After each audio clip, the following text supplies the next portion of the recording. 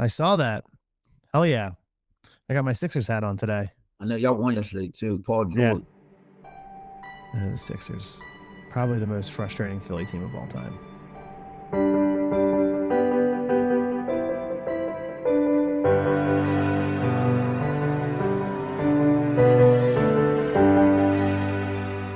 You know, there are moments in life when the world tries to convince you that you're small. That where you began somehow decides where you're allowed to go. That your mistakes, your struggles, your lowest nights have the final word on who you get to become. But here's the truth that I want you to hold on to as we start today's episode. You are worth fighting for. Your story matters. Your presence matters. Your laugh, your warmth, the way you see the world, it all leaves a mark deeper than you realize. Sometimes we forget that. Sometimes we need to be reminded that we're needed. Not in some grand, heroic way, but in the everyday, human way. In the way your smile shifts a room. In the way your resilience gives someone else permission to keep going. In the way your life, simply by being lived, creates ripples that you will never fully see. So if you've ever felt written off, if you've ever felt like your past disqualifies you, if you've ever thought that you're too far gone or too far behind, stay with me today. Because this conversation is a reminder that redemption is a real thing. Growth is real. Change is possible. And no matter where you started, you are still becoming someone worthy, someone needed, someone capable of lifting others as you rise as well. And no matter where you're at in your momentum, I'm really glad you're here. My name's Dan Bradley, and this is Braving the Bright Side. Let's get into it.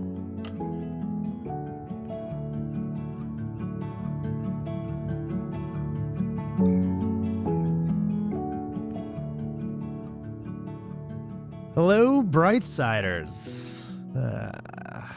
I'm testing that name out. Brightsiders. I don't know.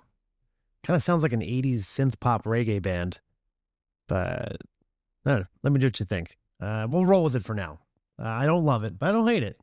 But I don't love it. Either way, I'm really glad you're here. I won't ramble too much because we have a pretty jam-packed episode today, and I am beyond excited to dive into it. But just a couple of quick things before we get rolling here. First, a little scheduling update. So I'll be taking a short break soon for some holiday downtime and to do a little behind-the-scenes tinkering and upgrading to the podcast. I won't spoil the details just yet, but just like all of us out there working to level up our lives, this show deserves to level up right alongside us. So here's the plan. I'm going to drop a full episode on December 19th, and then a very special coffee break Christmas episode arriving on Christmas Eve. And then I'll be back to full regular episodes on January 9th. So enjoy the holiday cheer and then come bask in the bright side as we step into 2026 with a little bit of hope in our pockets. Secondly, and this is arguably the most important, while I was recording this intro, my cat, John Ralphio, decided to join me in the studio. And in the spirit of giving, here is the angelic, delicate, yet somehow powerful, booming voice of my ride or die, John Ralphio.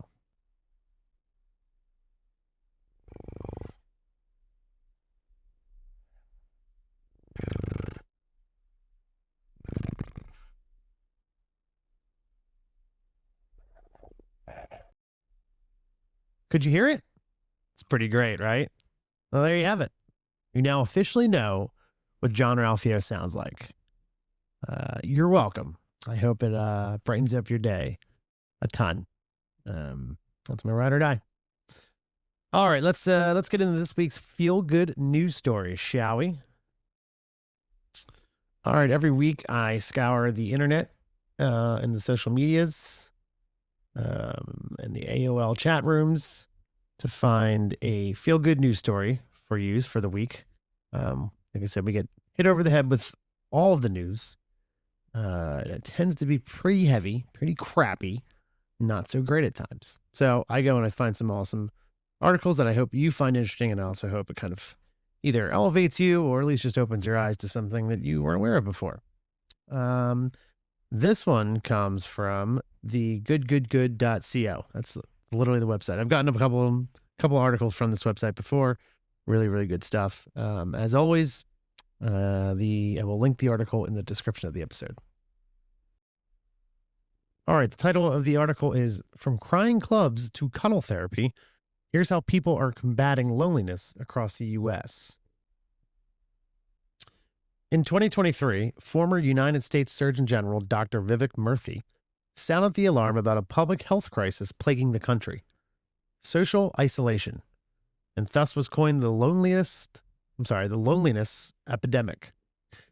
Given the significant health consequences of loneliness and isolation, we must prioritize building social connection the same way we have prioritized other critical public health issues, such as tobacco, obesity, and substance use disorders, he said in a statement in 2023.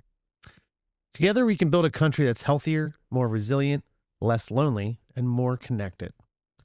His number one recommendation to strengthen social infrastructure can be supported by evolving legislation to fund parks, libraries, and other community spaces. And as we end 2025, isolation is even further exacerbated by societal division. According to the American Psychological Association, more than half of Americans reported that they felt isolated, left out, or lacked companionship. But as the wheels of government continue to turn slowly, people across the country have mobilized more quickly to respond to isolation. Here are just a few examples and ideas of how we might defeat loneliness together. All right, I'm not going to lie, this first title, phenomenal. Cry and Vibe Club. Sounds like my kind of crowd. Through her beloved TikTok series, Crying in DC, Kiera McGowan offers insights into the best public places to cry in the city. It all started when she lost her job and found herself in tears all over the city. And it all converged when she hosted a Cry and Vibe in-person event at her local library, which she now runs regularly. Attendees are given a space to introduce themselves, talk about emotions, and have permission to let it all out in a safe community with one another. There's also quite a bit of levity, including branded tissue packs and bingo games to award the biggest crier of them all, as well as playlists that may or may not induce tears. I want to know what that playlist is. It's been interesting to know that the worst thing that's ever happened in my life, built this and helped a lot of other people, McGowan told the Washington Post. It also made me realize that I'm not alone. You know what I mean? What you can do. When the big feelings surge, instead of crying alone or wallowing in the shower, though you can certainly start there, call up a friend and ask if you can let loose. Chances are they'll have something to cry about too. Bonus points if you meet up to watch a tearjerker movie, wipe your tears on a park bench together, or invite more folks to your well-deserved pity party. Cuddle therapy. Science has backed this universal truth. Human touch can improve our mental well-being. For folks who live alone or may not have access to hugs, snuggles, or affectionate pets, cuddle therapy offers an alternative. Professional cuddlers create a safe space to offer non-sexual physical touch, from hugs to hand-holding and everything in between. Some practitioners start with cuddling stuffed animals, or may even invite animal therapy helpers to support clients, but ultimately, professional cuddlers provide trauma-informed, completely consensual touch that aims to provide comfort and human connection. I think most people are afraid of vulnerability, cuddle therapist Crystal Cavett told Pittsburgh City Paper. I think cuddling is really, honestly, the foundation to start to love oneself, and then start to move into being able to love another. Here's what you can do. Aside from enlisting to a professional cuddler, try to invite consensual, in parentheses there, human touch into your daily life. Even if it's out of your comfort zone, offer friends a hug, explore platonic hand-holding, or even try something more active like partner yoga or contact sports. Yeah, so there you go. You can throw down a yoga mat, do some partner yoga, or play some hardcore rugby. If you want to start smaller, there's no shame in investing in a snuggly plushie or a weighted blanket to give yourself a hug too. The next one I've actually am familiar with. We actually host this one in media, and Philadelphia hosts them all the time, and all the neighboring neighborhoods as well. Porch Fest. Since 2013, neighbors in Buffalo, New York's Elmwood Village have hosted Porch Fest, an arts and music festival that takes place on a rotating stage of various front yards and porches throughout the neighborhood. But it's not just the live music that draws crowds. A study of nearly 1,000 front yards in the neighborhood found that the livelier and more open the front yard, the more content and connected the resident feels. This means accessories like garden gnomes, little free libraries, or even enticing landscaping or yard signs made these residents more likely to strike up a conversation with their neighbors, and in turn, cultivate a sense of place, according to NPR. The Elmwood Village Association is passionate about maintaining the quality of life in our neighborhood, a website for the community states. From organizing annual cleanup events to planting thousands of flowers, installing holiday light poles, wreaths, and lighted snowflakes, we are committed to the beautification of Elmwood and making it a better place to live. What you can do. Strike up a conversation with your neighbor. From front porches and garages to communal laundry rooms and elevators, allow space to interact organically with people who share proximity with you. If you're feeling extra brave, start a new community project like urban gardening, holiday caroling, trash pickups, or an open mic night. And that concludes the article. Especially with the holidays here, I know it can be kind of tough for a lot of people out there in terms of battling loneliness or feeling separated or left out. So I thought maybe that article would be interesting and hopefully helpful to anybody out there that's feeling it, especially as the weather gets colder and it gets darker even earlier. It's not hard to kind of feel isolated from the rest of the world for sure. I know I do at times. So if anybody does go to a chill and vibe club, whatever that was called, right? It was chill and vibe. Let's see here. Yeah, chill and vibe club. If anybody does ever come across one of those, let me know how it goes, because that sounds like the kind of party I want to be a part of. Because I gotta tell you, sometimes the vibe that I bring is literally just straight up crying. So a crying vibe club, boy howdy, sign me up. Once again, I'll link the article in the description of the episode so you can go ahead and check it out. Hope you're all doing well out there. All right, let's throw it to the interview, shall we? Conversation. But actually, real quick, before we get into that, let me just say this. And this is honestly one of the many joys I get from being able to do this podcast, honestly.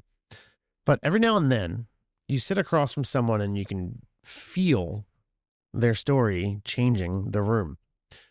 Not because it's loud, but because it's honest. The guest you're about to hear from today has lived a life that could have hardened him, could have taken him out, could have convinced him he wasn't worth another chance. But instead, he chose redemption. He chose purpose.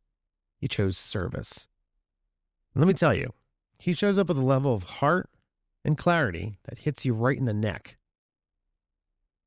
Talking with him was one of those moments where I found myself nodding incredibly hard. Like, I'm pretty sure my neck is sore from nodding so often. But he's real. He's very grounded. My God, he is hilarious in the way only someone who has survived the fire can be. And the wisdom that he carries is the kind people spend their whole lives searching for. This conversation honestly moved me. It inspired me and reminded me why I started this podcast in the first place. So, without further ado, allow me to introduce you to Freddy Shegog.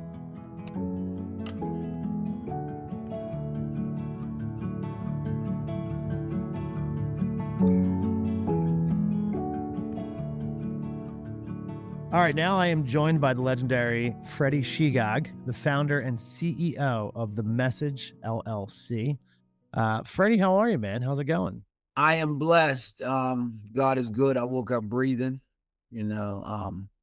So grateful you reached out. You're actually the first podcast that reached out Wow. and I want to interview me. I've been on other podcasts, but it was always through somebody. Nobody ever went through my website.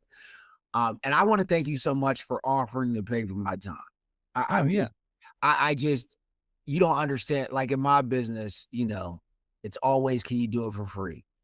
And so even at the level that I've been blessed to get to, I'm just grateful that, it just shows the class and the professionalism you have.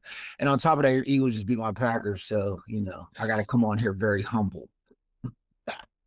Yeah, you do have to come on really humble. It's true. I mean, listen, I'm not gonna lie, it wasn't a pretty game at all. But We got issues. Yeah, congratulations, y'all. We had two pre-snap penalties across the game. You can't get lined up. So we're young. Youth makes you crazy. We got talent. We don't have that it to win yet. And Saquon didn't play the game. He's Hall of Fame running back stud.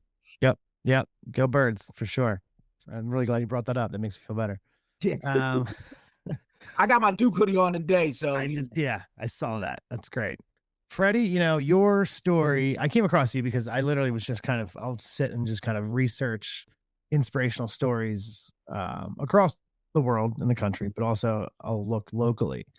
And you're pretty local to me and right outside of Philly here. And, your story is, I mean, man, you talk about braving the bright side and what I thought of when I came up with this podcast and the people I'd like to talk to. And your story is pretty much point for point the definition of braving the bright side and clawing your way back to a life that you want. So I'm super excited for everyone to hear not just the hard times, but the good times too, and then how you pulled yourself out of it and stuff like that. So how's your day? I'm sorry, let me start this. How's your day going? Is your day going all right? good. Close the keynote today. Okay. We could talk about that later. Very excited about it. What's a keynote? A keynote, I'm glad you asked. A keynote is when, how you go to a conference Mm-hmm. and they have like main speaker, everybody gather in that area. They call that a keynote. Okay. And it's funny because when I first started doing this, when they first asked me to be the keynote, I thought it was a musical selection. Like I had no idea. But it's the jargon for the speaker of the event.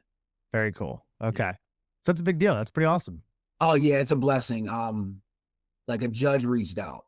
Wow. That's really cool. Yeah, it's like, I'm just, God is so good. I'm really thankful. And I'll never forget, and we can kind of get into it more. She said, with the state of the world, we've seen our funding decrease.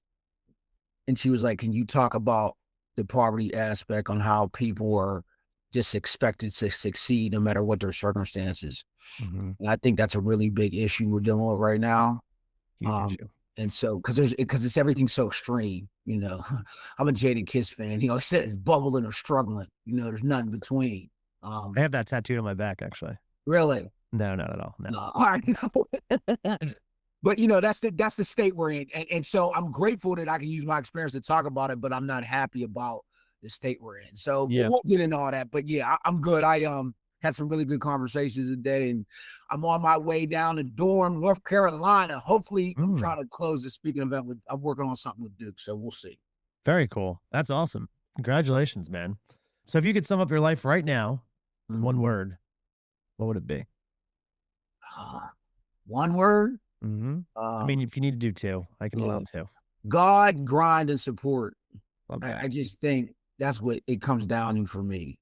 The God aspect that encompasses faith, peace, believing, love, all those adjectives. And then the support, because you can have all the talent in the world, but you got to have the right support. Like I tell people all the time, like it's not just support, it's the right support, right? Like just like love just isn't enough. You got to have the right support. Real quick, I'll tell you, I'll never forget. My mom, it'll be 2 years. She's, been in heaven in March, right? And I remember, and I like right before I had gotten married, I had called my mom, and family, kids make you crazy, right? My grandma always used to say, "Kids will make you go to hell," and they were just giving issue what they do, right? And I called my mom, and she was like, "Freddie, what you call me for?" I was like, "What do you mean?" She's like, "I'm not married and in no healthy marriage and raising kids. I never did that." And she said, "Freddie, you can't ask a plumber how to be a chef. You need to find people that live that life, that have a good home, a good marriage, so you can learn from them. Um, and so my point is, my mom loved me, but she wasn't able to support me in that way, and that was a lesson. And so my life really has come down to God, obviously working hard to grind, and the right support. I think those three things changed the trajectory of my life. And for my mom to tell me that, for her to take her ego out, because it's real easy as a parent to try to solve your problems, right? And when your kid calls, you love your kid, so you want to give them the best advice.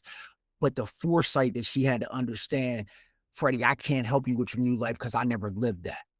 So for her to say, find people that's living that so you can have the right support, it hurt, but it was real. Yeah. And I Yeah. really respected that. So I was lucky. I had That's a good mother.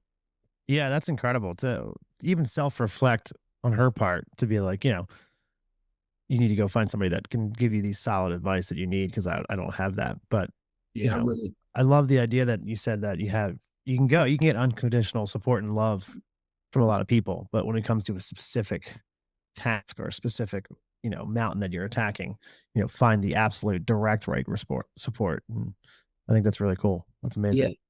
I don't think we talk about it enough. I think people are expected to always succeed and do well. Hmm. Like, it's hard to be what you can't see. Yeah, very true. Well, let's get into your story, Yes. because it's an important story for sure. I mean, floor is yours. Where would you like to start, Freddie, in terms of where your journey began? So I think, like, one of the things about my life is because of how everything like turned out, Hmm. I just always get asked about the trauma and like the what was it like to eat out of a dumpster? I mean, like, what do you think it was like? Like everybody asks you, like there was a time like where I wasn't eating out of a dumpster. Like there was a time where like, it's funny. The first job I ever wanted to be was an offensive coordinator. I used to make plays when I was a kid. I used to make, I was really into the Delaware wing tee. Like I Mm, was into that. I love the way, I just love diagram play. And really when it comes down to, my mom wouldn't let me play football. And her first boyfriend, if he were to say that he was my stepdad, I would let him call me that. He was that mhm. good to me, just a good man. Um, and so he argued with my mom about me playing football. She's like, he's too small, he's not playing. But I respected that he did that, right? Yeah, And so, how kids are. Once you say I can't do something, I'm gonna figure out a way to do it. right. And so I got real deep into studying plays. I got real deep. I even like doing it now, just the timing of my life. Um, and so like my life story is what you see is not always what you get. Right. You I think know, it's important. Yeah, that's an important aspect for everyone's story. like I'm writing my book now, and one of the beginning, my wife says you got to change the first line because I say mental illness, poverty, single parent, black mother, HBCU, racism, structural racism, classism, all those things combined to find me in a dumpster 9 years ago. Mm, You wow. know, um, and so basically for me, it's just this simple. I'm a child of divorce. Mhm. My parents never had a chance. I deeply believe they love each other. I just think classism, poverty, mental illness, drug addiction, just all those issues, not having the access, not understanding it. They both got deeply different backgrounds. Mhm. Um, they split. And from there, I mean, like my grandparents didn't even my mom's side on my mom's side, they didn't even go to the wedding. You know what I'm Wow. saying? Like Yeah. it just, there's classism in there. I mean, just issues. My mom had severe bipolar. Now I was lucky she got sober when I was in third grade. She went to rehab one time for 5 days. She never relapsed. Wow. So I was a kid that grew up in A and NA. And I really think when I think back, that's when my childhood changed. Like when my mom got sober, I learned then that we live in a world where stigma outweigh education. Mhm. And what I mean is that my home is AA, NA, psychs, therapy, psychiatry. Like my mom used to read me the DSM-5 book, right? Like my mom would read me the AA book to go to sleep. Like literally, she would read me the stories. Like I was going to AA meetings when I was in third, fourth, fifth grade. That's a different childhood. You know Yeah. what I mean? I'm in Alateen. We talked about that, Well, right? yeah, Like we did. We talked about this. I'm going to camps out there. Like and my mom's a social worker. She's made me feel like I can tell you there were Christmases where I woke up and I would wonder all week, like, why isn't our tree up?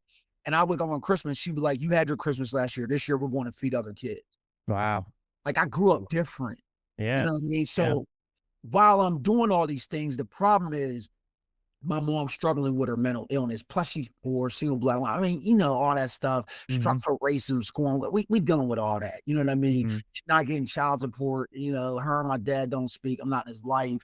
She got issues with their family. They don't want to. It's just it's a mess. Yeah, it's You messy. understand? So, point being is like when you grow up like that, you're confused. You know what I'm saying? Because in your home, it's AANA, social work, do right, be right, go to church, praise God, do all this other stuff. But then your mom's struggling with mental illness. And like my mom, there hasn't been a year in my life since fourth grade that my mom hasn't been in an institution, a Wow. psychiatric institution.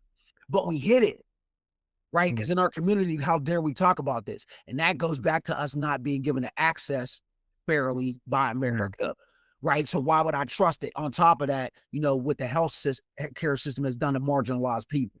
So Yeah. it's hard for me to trust and believe that you care about me when we've shown through history, no, you don't.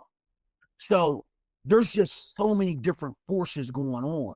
But Mhm. you don't notice because in public, I look good. I'm dressed well. I got Jordans. She got me in extracurricular activities. I'm coming from, quote unquote, good home. But there's some deep issues not being addressed. And eventually, what you don't take care of, take care of you. Mm.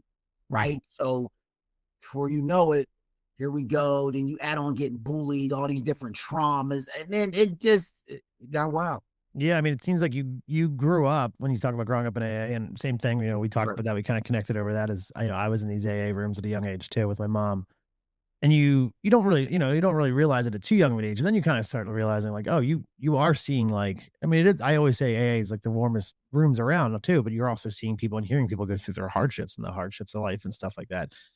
And you're becoming aware of how hard life can be. And I imagine going from church to AA to all these different rooms and then coming home and then being like, oh, I'm dealing with something else entirely here.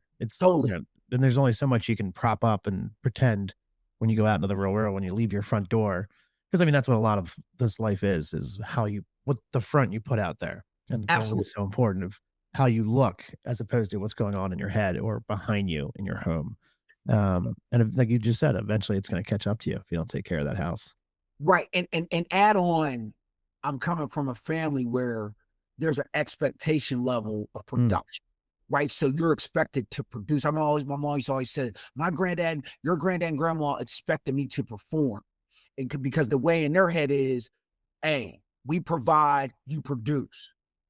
And you're going to parent how you parented, right? For the most part, because mm, that takes a lot of growth to not do that.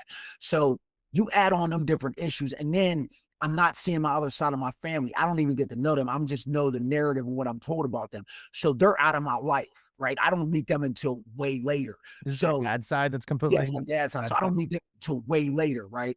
And so there's just so many different issues going on. And I'm gonna tell you one of the biggest issues now, looking back from my childhood, and I tell parents this when I travel all over the globe, deal with your issues. Mm, Like, if you don't deal, don't expect your kid to deal. If you got an issue, deal with it. But a lot of times they can't because they've never been taught how to do it. right, So right. that's why I'm so grateful for my job because I feel like I can heal with the world. I Mhm. feel like I can teach the things that I now know better, and especially in my home. So, Yeah, yeah.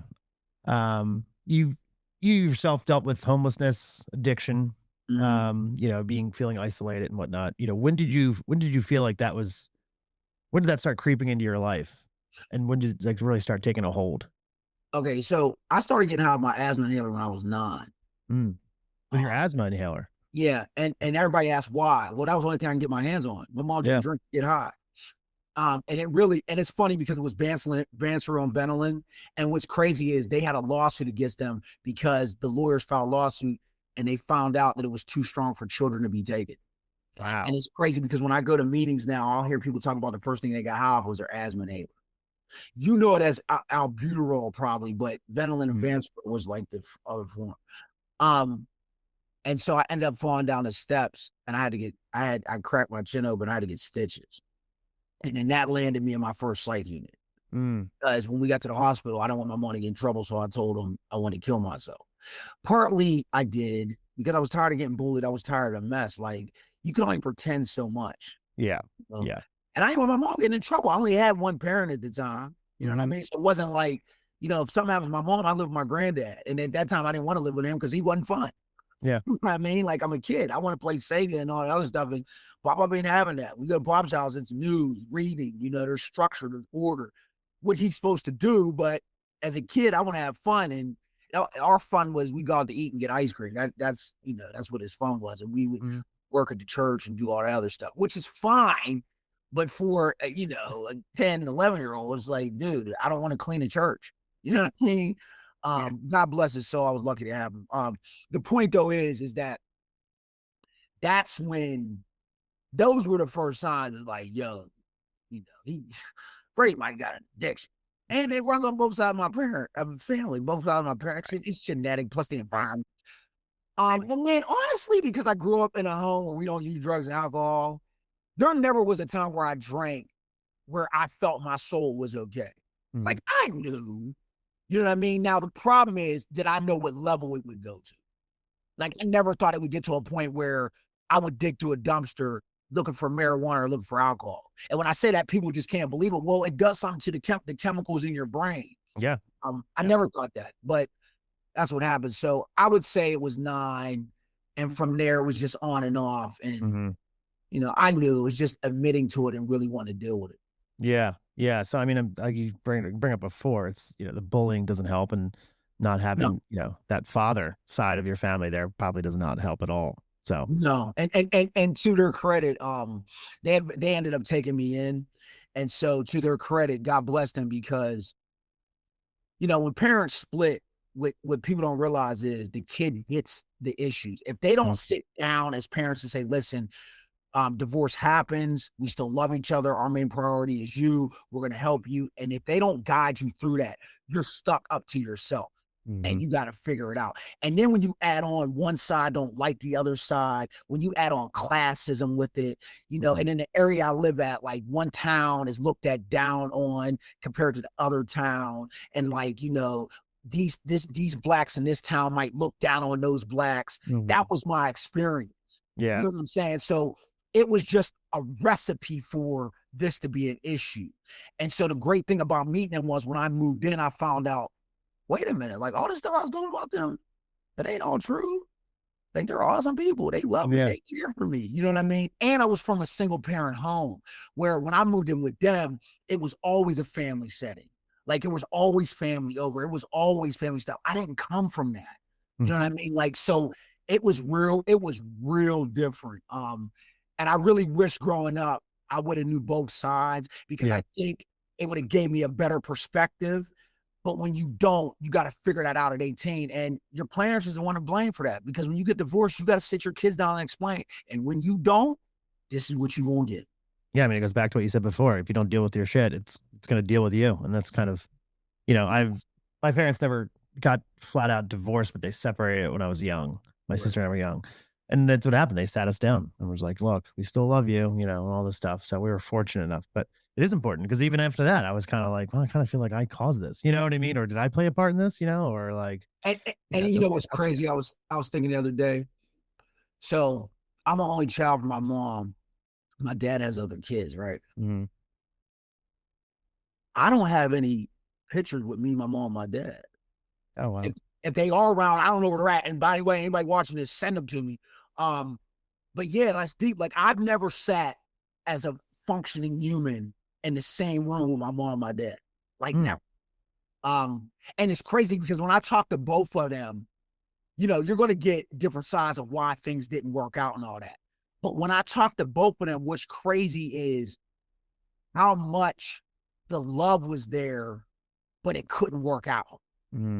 Yeah. Like, I definitely believe they're going to go to their graves loving each other. Like, I honestly believe if I was a certain psych level and I could have got them away from everybody and sat them in a room, I will go to my grave believing there would have been a chance to put them back together. I'll go to my grave believing that, because I think love wasn't the issue. I think it was, we don't know how to raise you as a unit, because I don't think they got taught how to be functional parents in a home and raise a child in a good environment. I don't think they got taught that. Yeah, I mean, it's like you said, there's a lot of external factors that just chipped Yeah. away at the armor, probably. Black and poor in America. You Yeah. ain't supposed to know how to do that. No, you're not supposed to get through that, you know? No. They're banking on you The not. system is designed to break up, go to jail. Yeah. Yeah. And then make money off of jail. Yeah, of course. Essentially about Human it. capital. So, you know, you start becoming addicted and, you know, you start dealing with alcohol was your big. Oh, yeah, alcohol is what I was into. And so I would say, and I think it's we'll get into that, but alcohol was my twist in marijuana. And you know what? I'm glad you brought this up, because there's a big narrative about these things. So in my job, I'm blessed to meet people in the field of alcohol and drugs. And I met a toxicologist, a global one, goes all around the world. She works on bodies, like she works with medical exam, all that stuff. Mm-hmm. She said, Freddie, do me a favor when you're going around talking to schools and these kids. I said, what? She said, please tell them to not use drugs and alcohol. I said, I know. She said, no, you're not hearing me. She's like, I get to see what it does to the body. She said, I'm telling you right now, the marijuana and this vaping is different than it was in the 60s and the 50s and the 70s and the 80s. And I said, what do you mean? She said, the government has put their hands in it, and now it's a lot of chemical. And what do chemicals do? They enhance it and stretch it. The problem with that is it's not coming from the actual soil, because they're adding stuff in. Mm-hmm. And while you might not see the effects tomorrow or the next day, wait till we turn 80 and 90 and you're watching the commercials on TV of the side effects. Wait till you see how it's going to affect this generation. She's like, please tell them not to do that. That was marijuana. Second thing she's talking about alcohol, and I was told this by a psychiatrist doing all stuff, and people look at it. Alcohol is the worst drug there is, because it's a slow death, right? So if I drink a 6-pack every day, you might not see the effect for 30 years when I have wet brain. You might not see the effect thing. Like it slowly cuts you. Where if I take fentanyl, I can just die today, right? If I take heroin, I could just have a bad 10-year run. But alcohol will give you a 30-year run, but it's an ugly, long, nasty death. So what would you want? Death by 1,000 cuts or just one time? And so I tell people my job is exposing me to the experts in the field. So, and I already knew that alcohol and marijuana was terrible. Like what it did to me and how it changed how I thought and how it changed my morals and all that other stuff. I'm telling you, I think by far, and it's legal. It's normal to drink. Like think about it. We live in a country, right, where if you watch a commercial for Chili's or having one of these commercials, right, you'll see a dad having a beer and a mom having a glass of wine, and the kids having like apple juice and Sprite. Who driving home? Like we never ask that question, because in our mind it's just assumed, well, they'll have one. I don't know about anybody else, but I don't want none of my kids in the car with anybody that's had a liquor alcohol. Yeah. Like it just doesn't. U.S. Surgeon General warning. The U.S. surgeon works on the president. Alcohol may affect judgment. Why would I want my kid in the car with anybody that's had a half a beer? But you know, it's been so normalized that when you turn 21, have a beer. You know, you have a first beer with your dad when you're working on a car. You know what I mean? That you have your glass of wine at the party. You know how many times I've been in AA or speaking all around the world, and I'll hear a kid say, yeah, my first drink was at the barbecue or at the Christmas party when my parents weren't looking at a sip. Or sometimes I'll be like, yeah, my parents let me have a sip. And then we wonder why they shooting dope at 15. Mm-hmm. You're opening their receptors up, but it's normal. Yeah, I mean, it's incredibly normalized. You see more commercials for, you know, beers and seltzers and stuff like that on TV than you do, you know, besides drug commercials. That's it. It's or car commercials. That's all. Absolutely. Or betting now, actually, just betting. Yeah, so I mean, it's the super apocalyptic out there. Yeah, absolutely. Yeah, just betting, drinking, car commercials, and drugs. America. So, you know, you said when you hit rock bottom, you know, in one line. Let's see here. What do I have written? So how did you know that you hit rock bottom? How did you know that you hit a wall where you were like, all right, it's do or die. Like I have to change things up. Was there a specific moment? Did you see it coming? You know, were you aware of it? But you just said yourself dying a death of 1,000 cuts and you just finally stopped, or was it a specific moment? Yeah. So I was downtown Philly, homeless, begging for change. They call it panhandling. Mm, And I was around the side of the building at the Ritz, and I had asked some lady for money, and she spit on me, and she told me, get a job, nigger. Never mm, forget. I forever thank her for that, because it always deters me if I ever think about having a drink. I don't like getting spit on and called a nigger. So it's real easy to yeah, say, can't yo, imagine you would. yeah, I mean, it also taught me about humanity. But anyway, after that, I was like, all right, it's time to die. Because once I got spit on and called that, it was like, oh, I just figured I'm just not good at life. I've had a lot of pain that I did not deserve, pain that I did deserve. It's just I was done. Yeah. And the man woke me up, African brother. I don't know his name. He was an angel. I swear he was, because there's a bunch of homeless in Philly, and he stopped for me. And I asked him to let me die, and he said, "You ain't dying today." He called an ambulance. I went to rehab. He gave me a pillow and a bottle of water too. Good man. It was in the summer. And I never forget, I got to rehab and I called my mom. My mind, I've been to so many rehabs, I couldn't even tell you. And and I called my mom, and I said, yo, I said, I'm done. I tried to die and God wouldn't take me. And she said, Freddie, I'll never forget this. She said, Freddie, I hope I didn't get sober to bury you, because I will. Wow. And I could hear in her voice that she gave up, but I could hear in her voice that she didn't want to.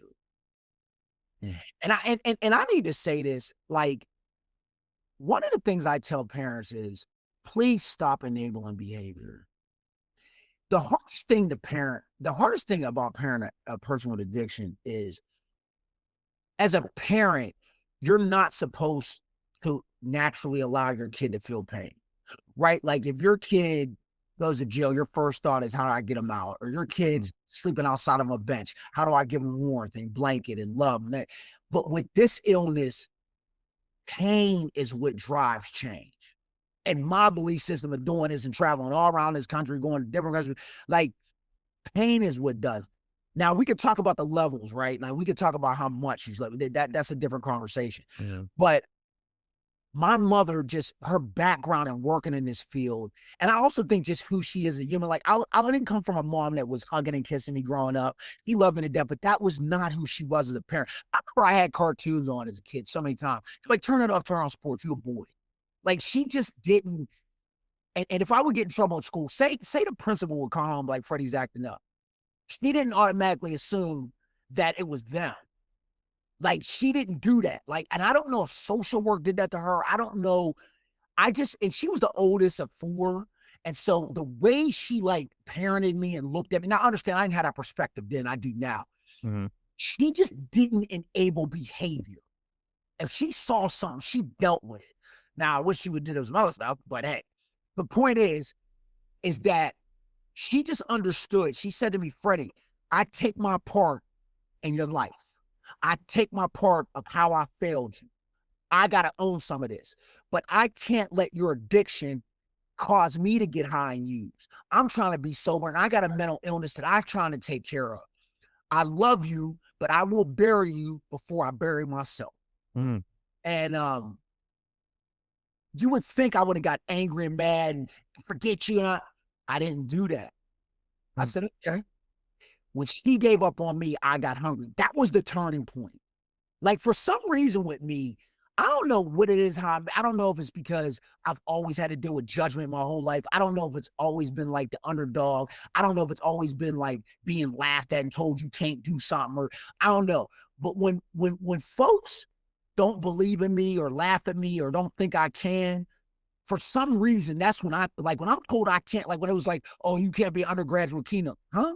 Oh, you can't start a company, huh? Like, for some reason, that just clicks for me. It's like when remember what they said about Michael Jordan, he would just make stuff up. mhm, For some reason, man, when I deal with adversity, I don't know. I turn different. And when she gave up on me, I said, okay. She hung up. She said, I'll call me when the pain get great enough. She hung up. And I went to the pastor. I said, pray with me. And when I left his office, I stopped counting my days. I started making my days count. And Wow. before I left rehab, I started a prayer group. I was reading every night. Like I said, okay, and things just changed. Yeah. So, I mean, that phone call to your mom changed everything. Absolutely, Mm. absolutely. What was that And her line? not enabling me. That was the big thing. She Yeah. didn't make an excuse. That I'm forever grateful for her. She didn't enable. I think enablement is one of the worst things you can do with somebody with addiction. Yeah. And I mean, it comes from a point of what you think is care because you want to be Yeah, able to protect them. You want to keep them warm and absolutely, keep them fed. You want to look out absolutely. for them. And it comes from a good place. But Great unfortunately, place. when it comes to addiction, that addiction warps that and then takes advantage of that, and keeps the addiction alive. And in traveling, speaking of schools for a living, Hmm. what I can tell you in my walk, in my experience, speaking all over, the most successful kids I've ever met, the most successful families I've ever met, they deal with stuff and they don't enable. Hmm. Every one of them. I don't care if they're at Notre Dame. I don't care if they're at a community college. They deal with stuff and they don't enable their kids. Mm. And there's a certain order and structure to that. And you can see why the kids are successful. You could see why they can run homes, be in good marriages, run businesses, get educations, not even having to get ed, but you can see like their parents setting a certain expectation Right. and just change their trajectory. So, how long were you homeless for, would you say? On and off a good 2 years. Okay. In Philly? Yeah. Got But I was homeless like before that. mm, Like in my opinion, and my mom had said this, I believe if you don't have your own keys to turn, you're mhm. homeless. Now, we can look at it different ways, right? Right, right. But in my experience, and I've been in all types of shelters, I just think like if you don't have a certain say on where you stay, Mm, you're homeless. Now we yeah, can talk about how that looks, but in my experience, there's nothing like having my own keys, yeah, which is a yep. blessing because not everybody is afforded that blessing because we're not all born with genetic law. Mhm. It's true. It's true. So, you clean up, you decide, all right, this is it. I'm gonna start walking forward now. What did you say? I'm not gonna count my days, I'm gonna make my days count. Yes. Great line. Love that.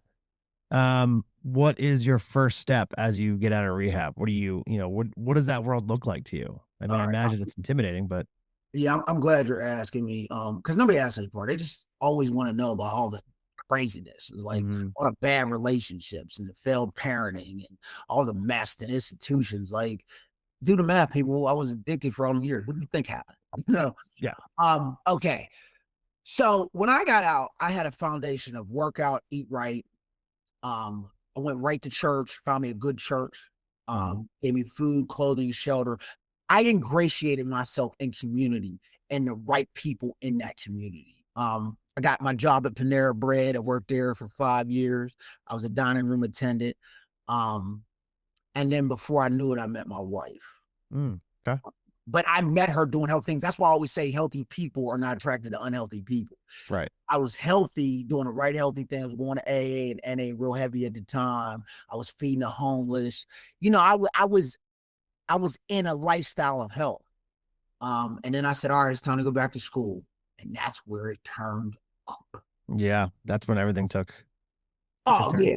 Yeah, that's when you started going on your way. You describe being in recovery and, education as transformational. To what extent was it education or even community that saved you? Which came first, school or support? Did you Support. find that support in school or do you support Both. going into school? Okay. Both. So let me explain. When I went to the church, like when I got sober and I went back to the church, Yeah. um, they gave me clothes and food. They gave me everything I needed.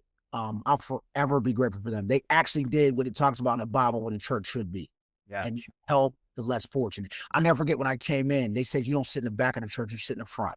Just the way they treated me, how they made me feel. And I grew up going to church, I knew all about it and all that stuff. But the way I didn't see the politics, I didn't see that, none of that. It was, you need help, we're here to help you. Um, Yeah, I mean, unfortunately, that is a real thing. Certain churches are kind of what we just said, yeah, they actually how they do come do off that. and look, and then other ones are looking out for human beings. And our Yes. safe space. Yeah. Yeah. And it's a building for humans, right? So it's Right. never the Bible that's the issue. It's how human beings interpret it and how they live it. And Exactly. they're not weaponizing all that. So I was going to church, AA, met my wife, and then I just started meeting community people. I call them Panera moms. I work at Panera. God sent me these suburban white moms who have kids that I have their age. They had lived this life. They understand it. They're good mothers. They run good homes. They're in good marriages. And they just embrace me. And it's deep because when I finally found a village that understood how to deal with me and lift me in what I needed, that's when I started to realize that not everybody's going to be happy for you.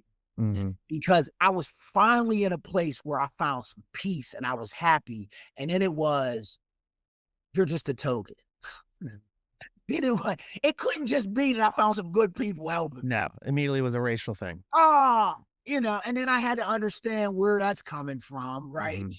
But what I'm saying to say is, I learned a lesson that just because your life got better, don't mean everybody's going to be happy about that.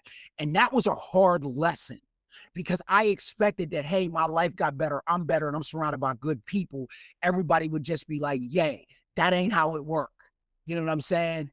And I got to give my mom credit because she said she had prayed that God would send me women that could give me what I needed because her mental illness took her from that. Mm. And I really respected that. Your mother was incredibly open in terms. Yeah, she. that's another thing too. I don't talk about this. Like, our relationship was more brother and sister because just her mental illness just had such a big impact on how she was able to parent me. And so I think she made a decision that I'm just going to tell. Like, I know more about my parents than most kids know about their parents. Yeah. Like, my mom was incredibly open, like a little too open. Like, I know her very, very well. You know what I'm saying? And I respect that because I think her social work background was trying to really help me see and trying to help me understand. So saying all that to say, I found a good wife, and my wife is white, so imagine what I dealt with in America about that, Yep. And so, like, everything, the community that I found just really embraced me and uplifted me. And I gotta say this too about the people that embraced me and lifted me. They were not easy. Like, all right, I'll give you an example. So I remember on social media, when I first started speaking, I would post pictures about food and stuff, right? And I remember one of my Panera moms called me and said, why are you posting pictures about food when we had to talk the other day about you starting a college fund for Olivia? Is it more important for you to eat nice, or is it more important for your granddaughter to get an education? Like, that's what's like in my circle. So when people see me with the people think, oh, it's sweet. No, it ain't. Like, they are on top of me. Yeah. When I would say to them about stuff going on in my marriage, they would say, grow up, be there for your wife. They're really tough. But the blessing of them being tough was they believed in where I could go and they saw my potential. Yeah. And I could take it. I was mature enough to hear it because I knew they love me. And when you know somebody love you and they got your best interest and it's not self-serving and there's not other agendas and you can see they're living what they're telling you in your own life, it's so much easier to listen because you can see that they not just telling me that, they actually living what they saying. So yeah, it was community first and then life got crazy.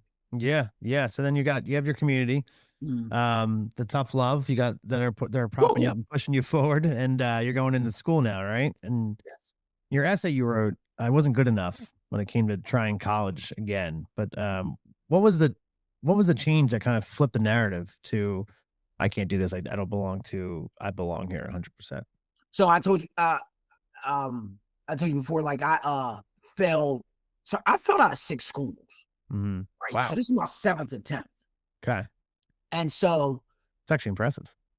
yeah, I'm like proud of that now. Yeah. Well, I used to be so ashamed about that, but now they pay me to talk about it. You know what I'm saying? Like, word up. You know what I mean? And so I take my placement test and I tested in remedial. I thought remedial meant AP. So I was running around celebrating and I called my mom and she said, honey, I'm sorry, but that's the lowest classes. So I went home crying. My wife said, "You're going to college." I'm like, I'm not going. I'm not good enough. I told her, I said, I work at a rehab and that's fine. And she said, "You're going to class." So I went. And where I knew that I belonged is when the teacher asked us to write an essay called Identity, and she wanted it based on her life, and she wasn't grading it based on grammar. So I told all the stories, and never feeling good enough, and all the issues and the racism class, all this mess, eating out the dumps, all that crazy stuff. Mm-hmm. And she said, "Freddie, there's life in this paper. We're gonna get you published." And I didn't know what that meant. And then once I went through that process and I was able to meet somebody at the Philadelphia Inquirer and I got published and the school called me. That's when they called me, they asked me to be a keynote. That's what I told you. When that happened, I was like, oh. Because prior to that, I never thought I was smart. I thought it was stupid. Like I didn't think, you know what I mean? I was good enough. I failed out of 6 schools. I'm this alcohol, I'm a drug. There's no way. Like I'm just Yeah, not good. Yeah. self-worth drops. Yeah. Yeah, I mean, ain't even bullied, you know what I mean? Like, your mom got issues, mom, dad's like, you just can't go through all that and be like, oh. And so that's when I knew when you're willing to pay me to talk, hold up. And it was based on what I wrote. That's why I said, oh, okay. Yeah. It doesn't matter how you write your words. It's the words that count.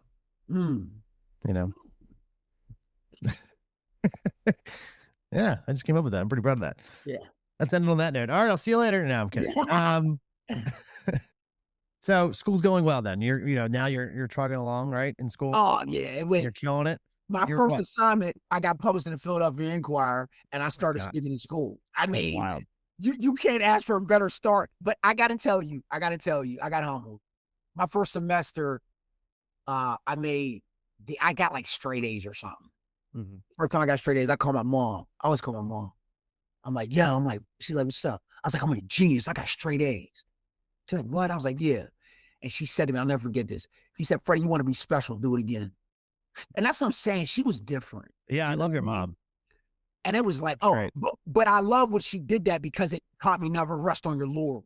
Mm-hmm. Like, so what, you got straight A's. And then when I was doing well at the community college, I'll never forget the college president said, "I need you to lift while you're climbing and not step. It's now your turn to go pull somebody out the fire and help them as you go on." So that set a tone that let's go. Wow. Yeah. Yeah, that's incredible. What a great message. Yeah, I got very lucky with the people around me. Yeah. So how old are you? 33 when you're going through college now, or? My wife's going to kill me if I don't get these numbers right. Yeah. Lord, don't mess up. I mean, I can edit it if need be. Yeah, around 33, because I'm 43 now. I've been sober 9 years. Yeah, what does life look like after graduating? I imagine like you're feeling pretty good. So it's funny how much my mom keeps coming up. So it's not a bad thing. No, I got to tell this story. Yeah. To help you understand my transition. So I had my first speaking event. It's at Clarion in Pennsylvania, Clarion University, for the Black Student Union. Mm-hmm. I think I got paid like $1,200. I didn't get tolls added to my fee. I didn't know better. Probably like $100. So I get my first off the rack suit, right? Yeah. All black suit with the pink on it. Couldn't tell me nothing. Get me my first pair of shoes like DFW or something. I got the $100 ones too. I got the ones nice, right? Damn. So you're looking good. Oh man, can't tell me nothing. I rented a big caddy. Crazy. Yeah. Had all the old school playing in there, stylistics. I know my mom liked that because I can't play rap in the car. She ain't having it. It's the first time my mom was meeting my wife. And so we go out there, they get us these hotel rooms. It's like matching and like there's a swimming pool and everything. And it was wonderful. So I get done. This set the tone for my career. Mm-hmm. I get done and we go out eat. It's me, my best friend from childhood, my mom and all that, and my wife. And so we go out to eat, and I was like, "I got it, man. Get whatever y'all want. I'm up." My ego inflated. Can't tell me nothing. I'm feeling great. My mom got my first check, and she waited. And she was like, "Thank you, Jesus." So we get done eating, and we're walking back to the rooms. My mom says, "Kim, I need to talk to my son." And so my wife's from a whole different. She grew up totally different. And so my wife was like, "Oh, okay, Miss Joyce, no problem." She don't know I'm about to get cussed out. Yeah. Right. And so my wife goes. My mom says, "What are you doing?" I said, what are you talking about? So what's the problem? I said, we just ate steak. I got paid $12. I just spoke to the black student. Like, what's the problem? My name everywhere. She said, Freddie, you think steak impressed me? I said, what? She's like, who are you donating to? And I was like, what? She was like, oh, you think this is about you? She said, I don't care about steak. I care about the people you'll help serving that can get where you're at. Don't you ever take me out for steak and you're not donating nowhere. And I was like, and the thing of it, the good lesson about that was in my business, it's easy to get caught up in the glitz and the glare and the treatment you get being a speaker. I mean, I didn't have steak all over the contract. When I tell you, I get picked up by limo, all types of crazy stuff. What she taught me was, don't forget why you're doing it. Don't get caught up in this. You are to have the Robin Hood theory. Rich give you, and you feed the poor, because we're in capitalism. And my cousin says, somebody got to lose. So your job is to help that equity gap. I am not the parent that is impressed by steak and taking me out to eat. I'm the parent that's impressed with how you're serving. That was a great lesson. Yeah. Wow.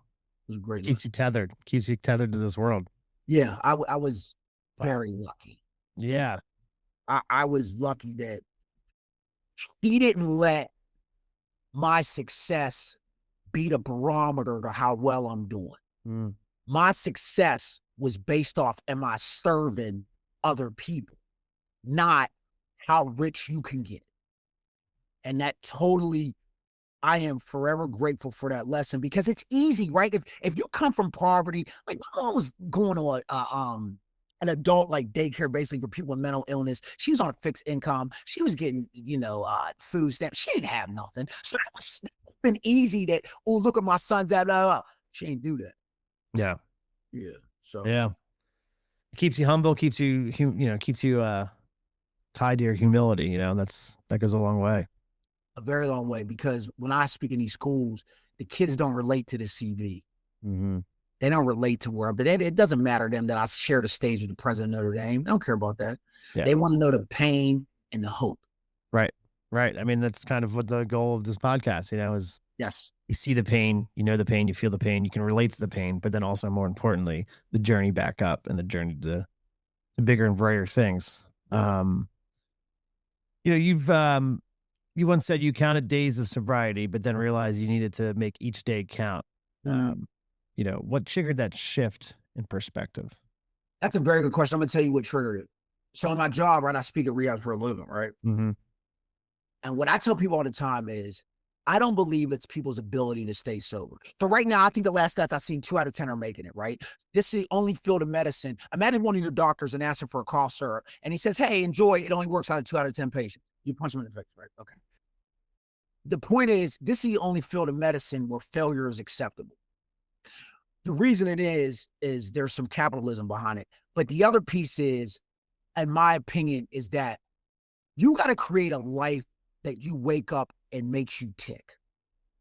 It's not that people don't want to stay sober. It's, why would I stay sober to rebuild my life? Because I got to pray and hope that I get to go to Africa. I got to pray and hope that I'll find somebody that's sober and I can make a life and we can have children. I can have a family and I can do. It's almost like, I don't believe that's possible. So let me deal with the devil I know rather than try to deal with something I don't know. And I think people have a hard time believing that, hey, I know you're in a dumpster today. I know you're 40 today. I know you're in a rehab today. I know that. But I promise you, you can be owning a rehab or donating to one if you put the work in. That's really, and for me, that's what happened when I was in rehab, because I would see people coming in that work there. I was like, hold up, they ain't smarter than me. And it used to bother me. It used to bother me when people who I knew weren't smarter than me, who I knew didn't have more gifts than me, would tell me when I got to eat dinner, would tell me where I got to go. And I remember the lady, God bless her name was Sue. She was a social worker in rehab. And she told me, she's like, Freddie, your life can get better. I said, no, it can't. She said, yeah, it can. You just got to believe it. She was right. Yep. I now know it was never my intelligence. It was, you can't go from eating out of a dumpster to speaking in Africa because you're stupid. Clearly, I've always had gifts and talents. Environment, the right support, Or, yep. faith, peace, all that is what manifests that stuff. You know, Kobe and Tom Brady, got Russell, and other people, their talents were great. They had to work at it. Right. So, yeah, that's what triggered that thought process, that I couldn't just wake up and be sober. I got to make every day count. Yeah. In recovery, you built what you call your Freddy village. Yes. I love that. Of mentors and support that you've spoken about. How did you build that village, and what qualities did you look for when choosing your allies? So it's a great question. I built that based on where I was at. So I worked Mhm. at Panera. I worked in the dining room. They wouldn't put me nowhere place else but the dining room because they put me on cashier, but the line was out the door. Right. You're just So not good at it, cashier, or no, I talk to people too much. oh, okay. Yeah. Like I pay talk for a living. Yeah. So I built it in Panera. And when I knew that I really had a village of women that loved me, is I'll never forget this. The one lady came into Panera and she said, "My son," and she hugged me, she kissed me in the mouth. Wow, like I was her son. And her husband hugged me and he kissed me on my cheek. And I was like, damn, like, them people really love me. Yeah. You know what I mean? Like, them people, and everybody there is looking all crazy. Now, I'm just a white woman kissing a black male in the mouth, telling him she loves him as a son. America ain't ready for that. You know, societies, we're not educated enough to understand it. Here goes love and care. Yeah. I imagine how many people got it. I'm saying, like, what you want me to tell you? You know what I mean? And so, and then at the school, I found people in positions that saw in me what I didn't and said, here's how you do this. Here, go do this. Here's how you do this. You know what I mean? Like, and so that's how I built it. And then, you know, meeting my wife and her just, I mean, God bless Kim. Like, that's how I built it. I built it based on what I was putting out in the world came back to me. So like, a lot of people say, how did you not fall back into the wrong crowd? Our energies didn't match, right? Like what I was speaking, how I was living, what I was doing, what I was into, it didn't match. So when I first got sober, I missed a lot of events. Like there were a lot of family things I didn't go to. Like I didn't go home for like the first 5 years because I couldn't be around alcohol. Wow. Like, and I just, you know, on both sides, like my mom be like, "Why ain't you coming home?" I'd be like, "They drinking at the function." Yeah. I mentally wasn't willing to risk where I was at just to be there. Yeah. Yeah. You know, it's funny because my dad had asked me, we had a family event. He said, "How are you able to be around all the alcohol and not drink?" I said, "Dad, because I know who I am. I put that alcohol in me. There will be no more keynote pictures that you'll ever get." I was gonna say, what is the hard truth that you tell yourself to keep sober and keep healthy? You know, Yeah, is that it's that. as the levels change, so do the people. Right. Right. And that's okay. Like I can love you from a distance. It's just our energies don't match. Yeah. And it's not personal, but where I'm trying to go and what I'm doing, I gotta be in a certain realm. I gotta be in a certain life. I can't be around certain things. Certain friends I couldn't deal with no more. Mm-hmm. No, love them to death. Yeah. It's But tough. It's tough. what you're doing don't match what I'm doing. I have Mm-hmm. a different household now. My kids are not going to go through what I went through. I have a whole different thing. And when you do that, unfortunately, when you make change, like my wife says, you're going to deal with resistance. Yeah. Because in some people's thought, it's like, well, we family, you're going to be all right. To you, right? But to me, I can't do that anymore. So, Yeah. you know. We'll be right back. You know that one beanie you reach for every cold morning? The one that somehow feels like a hug and a caffeine boost to your confidence at the same time? Well, yeah, mine's from the Rethreadery. Beth started this Philly shop with nothing but a sewing machine and a belief that fashion could be creative, sustainable, and full of second chances. Everything they sell, from recycled apparel to handmade home goods, has a story stitched into it.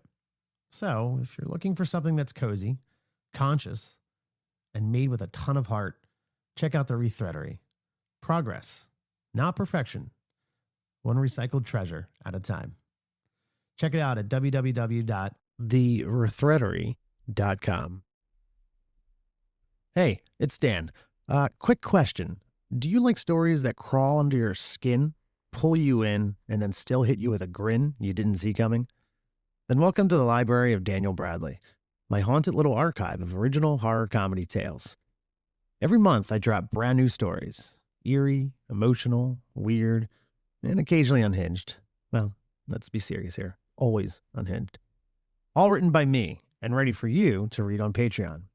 Think VHS nightmares, neon soaked diners, and a hallucinating Easter bunny who probably should have called out of work.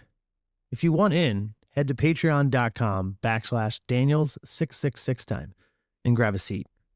Just don't touch anything on the shelves. Some of those stories bite back. Hi, are you looking for a nature getaway? A calm place to land as you begin a new chapter? I have just the place. There's a hidden gem in South Jersey, a spring-fed lake surrounded by a quiet pine forest. It's a nourishing retreat we call Haven, where guests can rest, play, and rediscover themselves. There are trails to wander, quiet spots to read or swim, and space to breathe just a little deeper. Come see what makes Haven so special. You'll find all the details in the show notes.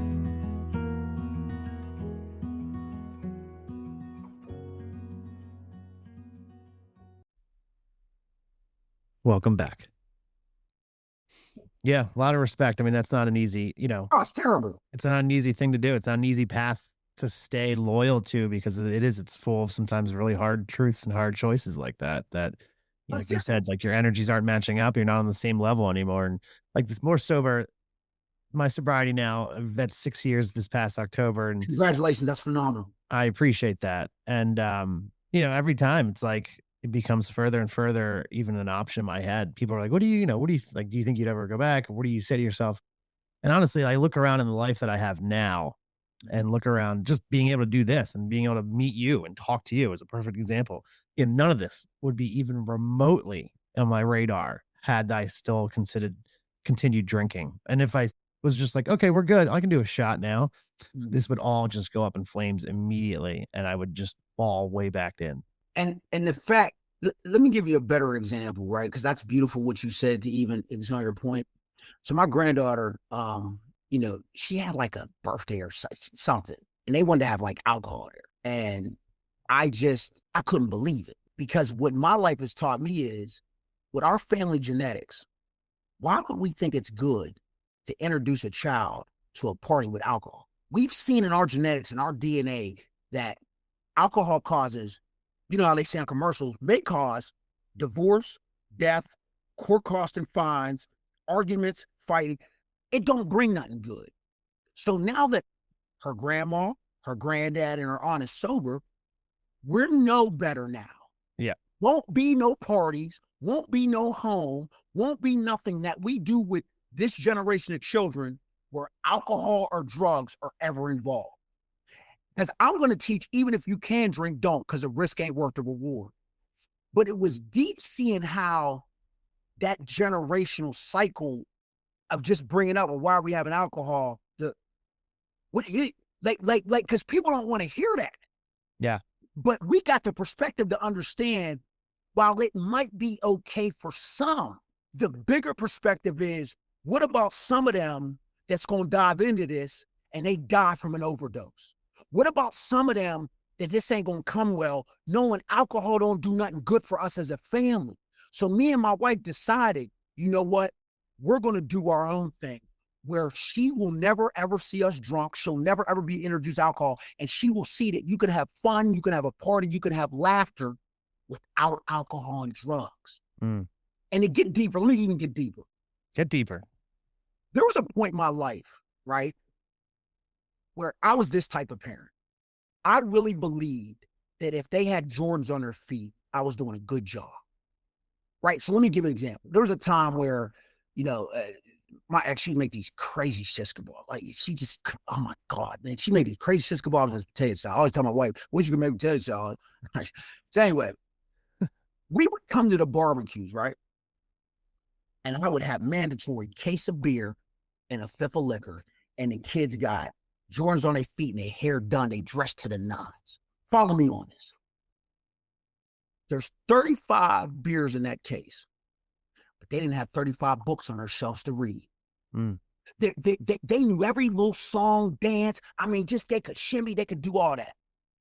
Well, where's their reading level?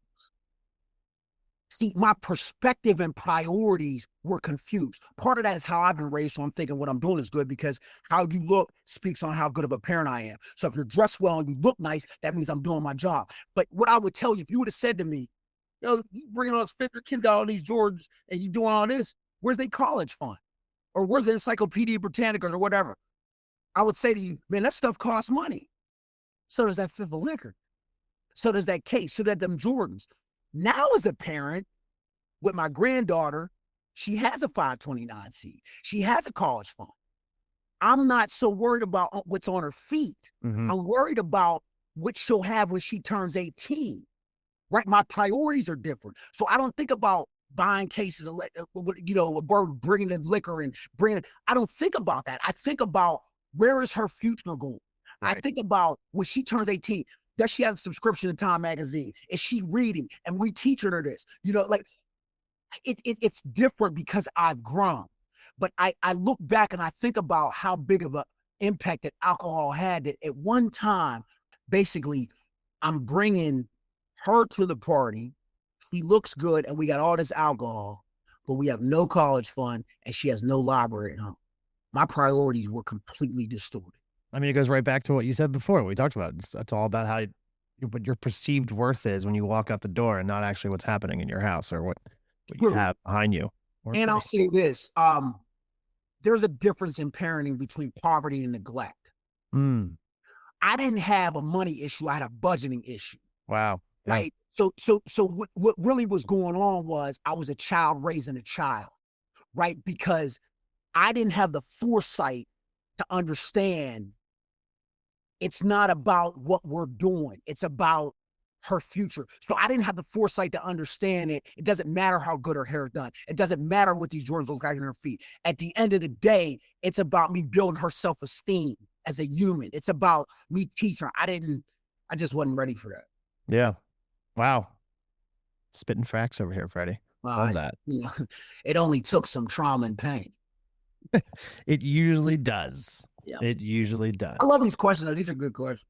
I appreciate that. You've spoken to students about your legacy and your purpose. Mm-hmm. I feel like this ties into what you were just talking about too. How do you define your own legacy at this moment, like right now? If I die tomorrow, I sleep well. Nice. Yeah. And I'm gonna tell you why. So my mom died in a nursing home, and I was so angry. She died in this poverty. It was state-funded nursing home, so you know what it is, right? You know what it is. I was so angry because I felt like she should have went out better than that. It was awful. It's understandable. It's tough. It's tough. It was awful. And I felt like my success had not gotten to the point yet where she could die a certain way. And I'll never forget talking to somebody very close to me, actually my wife, but she said, Freddie, you're winning. I said, what are you talking about? She said, do you realize that your mother told you she stopped taking chemo and she could die and sleep well because of who you could become? That's success. She said, Freddie, if you die tomorrow, you've won. And when she said that, it hit me like, wait a minute. Yeah, my mom left Earth and was ready to go meet Jesus because I was good. That's when it really hit me what my legacy is. You know what I mean? I mean, that's an incredible statement. That's an incredible feeling. Especially knowing her background. Mm-hmm. Me and my mother became physical with each other. It got bad. That's why other family took me in. I ended up in a psych unit. They had to come get me. They came and got me. God bless them. It wasn't we're talking about some trajectory here that we always got along and everything was good. It was, so what's up? But to end that way, this is how we started, right? Wow. And to end that way, and for her to meet me to speak at a commencement and we honor her for everybody, it was such, so on days where I'm upset, it's Freddie, remember, no matter how much hate come your way, no matter what's said about you, no matter what, remember that your mom left Earth because she was proud of who you become. And I don't like, so when I talk to students, I tell them, like, look, I get you're 19, 18, 20, 22, whatever. And I get that when I say legacy to you, that's like a big thought, but you need to understand that this life will end. And I'm telling you, like, do you want your obituary to tell the truth? Because that's what it really come down to. And so, yeah, it's hard to teach young kids legacy because they're just perspective and mind's not big enough yet to think like that. And with wealth and equity gaps, forget a legacy. I'm hungry now. Right. Exactly. And that's a lot of the driving points out there is, stay hungry now, get this now, grind this now, it's a certain Time takes time. A Mhm. lot of people don't want to, you know what I mean? And I think, to your point, I think a lot of reason that this student loan debt is so high, one, capitalism. But I think the other thing is, and it hurts my heart, I hate when I meet a junior or senior, especially a senior, and I'm like, I'm graduating, I don't know what I want to do. Huh? You just spent 4 years in this building. You hustling backwards. And you know what I learned when I go to these elite schools and all this stuff? Like I went to Notre Dame's, I was telling you I was at the Notre Dame thing and all that. Yeah. Played game day was there. The one thing about those kids and other kids I met at these private schools is they had nonprofits and LLCs before they even entered college. Like all college is doing is enhancing what they're doing. Mm. And so they're starting a legacy without even knowing it. And so that's what I try to do with the kids on the poor end of the spectrum is tell them, like, look, like, it's not your intelligence, it's how you're hustling. You know what I'm saying? And help them understand that, like, look, you want to leave a legacy because you might be the only one coming from your family that got to do what you got to do. Somebody got to leave a trail that you can break this cycle. Like somebody got to leave a trail that this can be done. I remember when I got sober, I had like 5-6 years of me and my cousin reconnected. And I remember the second thing he told me was, he said, you broke the cycle. Wow. And like being who he is in our family and like hearing that from him and like how I've always revered and looked up to him, like just being who he was, Mm-hmm. to hear him say that. And like, I was nowhere near where I was at now. Like it like hit home, like maybe I am leaving an impact. Like maybe this is really bigger than me. Because you know how it is. We just work every day and grinding and trying to get everything done. And you don't really understand. Yeah. Until it's kind of hard to look around and take. Yeah. Somebody of that's the it in your family says, hey, yo, thanks for what you're doing. You broke the cycle. That's awesome. That's incredible. Yeah. I'm forever grateful, man. Yeah. I don't know if he knows how much that really set a standard for me. Yeah. I mean, that's a hell of a statement too. So you talk about higher education's structural barriers, like language requirements and hidden rules and, all that bullshit. A bunch of like hidden stuff there. Having navigated most of these, what's one reform that you believe colleges should prioritize?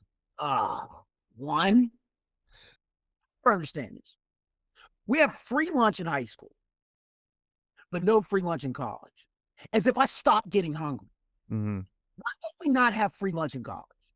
Do you know how many kids sleep on somebody's couch and get straight A's every semester? Do you know how many kids do homework in their cars and get good grades? That's number one. If we can take the tuition check, we should care about the human. Yeah. Yeah. There is no way that kids should be hungry in college. Correct. One. When I spoke out in Montana at this reservation, they allow the families to stay on the campus with their children. Wow. That's number one. Just overall more care. And the other thing is the access. So I help a lot of students get into colleges, from the best to the lower class. I help the kid get in UNC. I help my other mentee. God allowed me to help. Like I've been a vessel, being blessed to do it. I have my mentee get in the University Experts in London for like this double psych degree, and I'm helping a person right now who wants to be a pediatrician. She applied at Columbia, Vanderbilt, all these places. I'm telling you, and I believe this, the difference is not intelligence. It's what they're looking for. Like I knew the admissions director for Columbia. I knew all the people. They tell me that everybody applies has straight A's. Everybody, but what are you doing different? What makes me angry about that is we now see my talents, right? Like we now see what God has given me and what I can be able to do. Mm-hmm. To ask my mom, okay, I look at these people's grades, right? They got 4.0s, which we know take time, right? Like you got to have a certain environment to be able to do that. Yeah. Unless Oh, yeah. Einstein. Okay, they're taking 8 classes a semester. On top of that, they're volunteering 3-4 places with a part-time job during extracurricular activity. That stuff takes money and support. My mom tell me one time in Minnesota, she said, I hate high school hockey. I said, why? She's like, because it's not who's the best, it's who got the money. Yeah. Wow. But my point is, what these top schools are asking is for everybody to have the support system that can afford the extracurricular activities it takes. My mom couldn't be in PTA, not because my mom's neglectful, she poor. She got to go to work to keep the lights on. So she can't afford to go to PTA meetings. She can't afford to be on the school district board. She can't afford to, like, I had to pick stuff. I told her, I was like, Mom, I want to play trumpet. She's like, I ain't got it. Like, you know, like certain of these things, you got to get nutritionists, like this, especially with sports, you got to get trainers, nutrition. So my point is, stop gatekeeping. Like, I get it. You want good alumni that's going to donate back to your school. But just because that kid comes from a 2-parent home and they're supporting, I'm not mad at that kid. Just because I didn't hit genetic lotto don't mean I ain't got the same brains. Right. There's plenty of creations and ideals stuck in generational poverty. Even, I think it was Bill Russell. Yeah, he talked about how he grew up in the South and he moved out to California. He said that was the first time he ever was allowed to go to a library.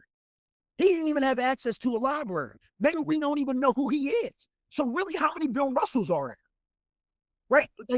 Like I don't think people understand how much gatekeeping goes on at these schools. I used to think about this. I got in the pen for my PhD, right? I was homeless at one time outside of that building.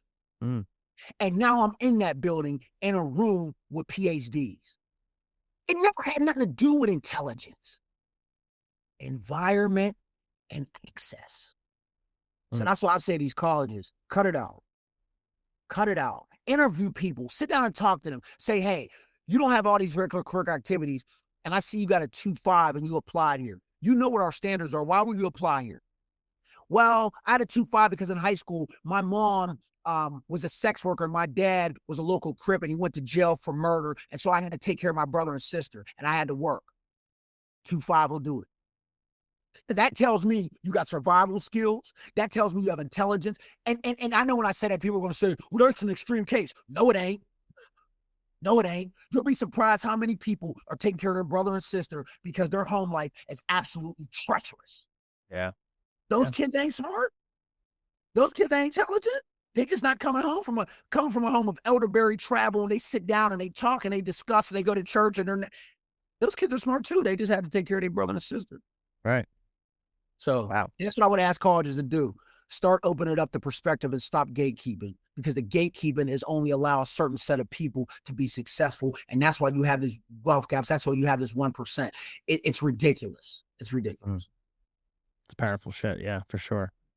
As a Black man in recovery and higher ed, you inhabit multiple identities. How do these identities inform your message, and how do you navigate spaces that weren't really built for your story? Say, true story. I'm at a policy meeting downtown Philly. It's one of the meetings. First time I ever got in there, my mentor got me in. She just spoke everywhere. She spoke at the White House. She's been on Trevor Noah and all that. She's one of them, right? Like, I remember one time you had to pay her a lot of money to get dressed to talk. You know what I'm saying? And so I'm in the meeting, and I'll never forget this as long as I live. They're in there talking about, like, doing a budget thing, right? And I noticed that there was no money on there for childcare. Like, because in the room, they were, like, giving out money for childcare. And I'm like, raise my hand, I'm like, where's the money for childcare? And everybody looking around, nobody in that room had been to daycare.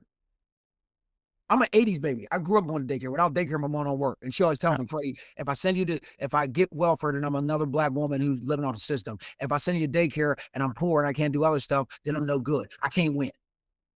So not one single person in that room was ever in daycare? No. And here's the deal. There was only 2 Blacks in that room and the rest were white men. And I'm not mad at them, but I'm mad that they've been given a position to make decisions about poor people and they don't know what poor people's lives are. Yeah. And so it really showed me what the system was. And I remember my mentor saying, that's why you're here, because you can give them a perspective that they don't understand. They don't know what it's like for half of their mom's check to go to childcare because they got raised by nannies. Where my mom dropped me off and there was times that I ate and she didn't. Right? So like my point of saying that is having exposure to these. I've always said it about my life. My life has been so extreme. I've seen the poorest and the poor, and I've seen the rich and rich. I spoke in Martha's Vineyard. Like I've seen the poor and poor, rich and rich. I was in the African village. Like the point is, when I saw that, it changed my perspective on how I need to move with my message. Because yes, there's a whole bunch of poor people out here, but what about the people working 40 hours a week that are still on food stamps? Mm-hmm. Like we don't talk about the fact there's no middle class. I'm working hard, I'm doing the right thing, and yet I still got middle class is all but dissolved. Yeah, like imagine every day I get up, I go to work, I do the right thing, I pay my taxes, I'm doing what you asked me to do, I'm not doing anything legal, nothing wrong, I'm living the right way, and yet I still am hungry because for some reason, gas, milk, and eggs has not caught up to what salaries are. There's a, gas is what, like, $3 a gallon, and eggs are $4 or $3, and minimum wage is $9. I mean, you still have people with 2 jobs and still having to use SNAP to get by. Right. I mean, that's where we are right now. It's insane. And you're wondering why I'm ready to steal, rob, kill, and sell dope. Right. That lifestyle don't look too bad. Right. You know what I'm saying? It's already rigged. Why not? Yeah, right. And so my point of saying all that is getting exposure to that room and seeing the stuff that I saw in there, I was like, oh. Mm-hmm. Okay. Like, and so the good thing about that is I can give a different perspective. Yeah. And it changed my message. The bad thing about that is people ain't going to understand because they never sat in those rooms. So they not going to understand. I just learned after that there's going to be, I have to stay in policy work because there's just going to be certain places that it's never going to hire me to speak based on how I'm coming at it and the perspective based on what I'm seeing. Mm-hmm. It's just how it is. Mm-hmm. Interesting. Yeah. You created the Message LLC to share your story. What's the core message you want people to remember 5 years from now when they hear your name? I just want people to understand that so I'm a gang. I love rap, and Gangstar's one of my favorite rappers. Mm-hmm. He says something in there. Who is it? Gangstar? Yeah, Gangstar. It's probably the whitest way I've ever pronounced anything in my life. But he got a song called "Moment of Truth," and he says, "Don't be quick to judge. You don't know the hardships people don't speak of." I want people to understand this. I've lived in shelters, and I've lived on the streets. And I spoke at Martha's Vineyard, and I've spoken in Africa.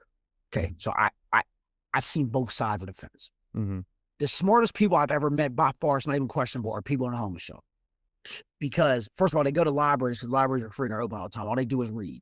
Second of all, I met literally former lawyers, former dentists, former doctorates. They weren't full of, born in Compton, been a Crip since I was 10. That wasn't the case. It was people with great gifts and talents that contribute to the world that a couple things went left and placed them in that position. Why I say that is I want my company to end gaps. Like I want to end all this judgment gap. I want to end all these equity gaps. I want to end, now it's an impossible task, but I ain't got nothing else to do except watch Duke win the all. But the point is, there's way too much, there's just so many information gaps. There's so many, like for example, I remember when I made the Chronicle High and I got featured and I got blessed and won awards, and I was going to get my mom a thing, and they said, okay, well, you can get 10 different, they allow you up to like 10. When they publish you can get like 10. I was like, oh, I'll just get her a subscription. And then I seen how much the subscription was. I was like, no wonder poor people don't know what's going on. Yeah. A subscription to the New England Medical Journal is $300. A subscription to have your New York Times. So And that's where all this information gets input. So it's not that I'm not smart enough. It's that, I'll even say this too.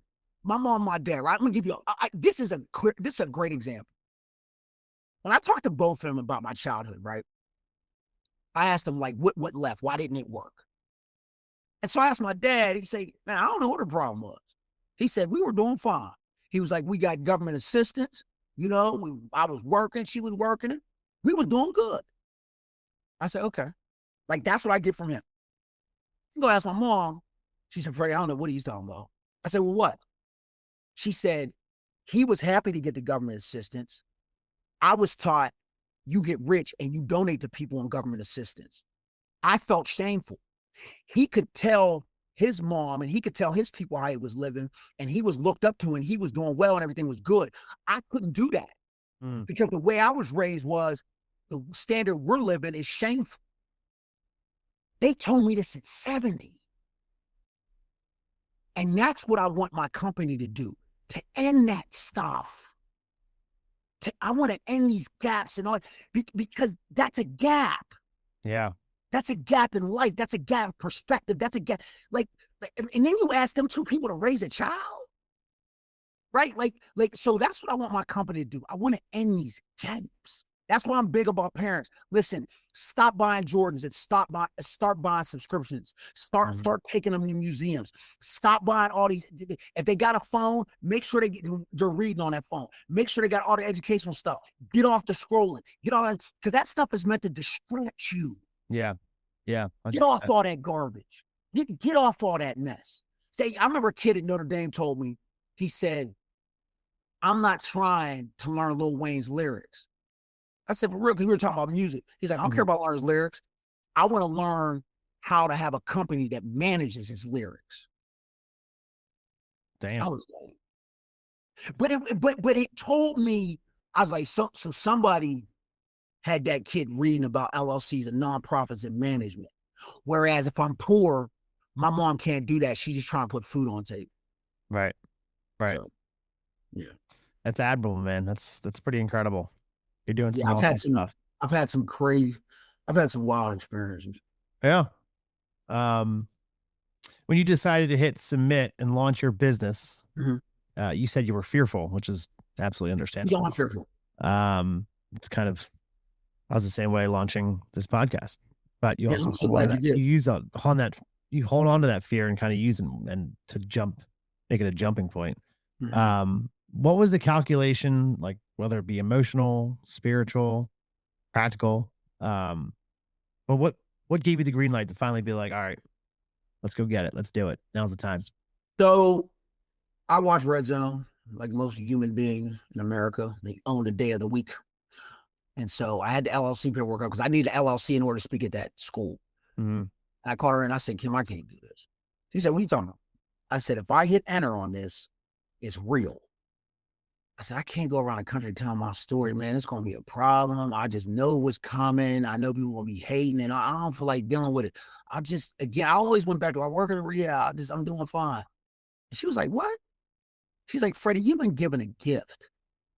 It would be selfish for you not to share it. People need to hear it. Hit enter and let's go. We don't do fear. Do you know, like, the empowerment? And that's why I say, like, and I really believe that for every good man, there's a good one behind him. I think that's true. Because hadn't it been for Kim, ain't no Africa.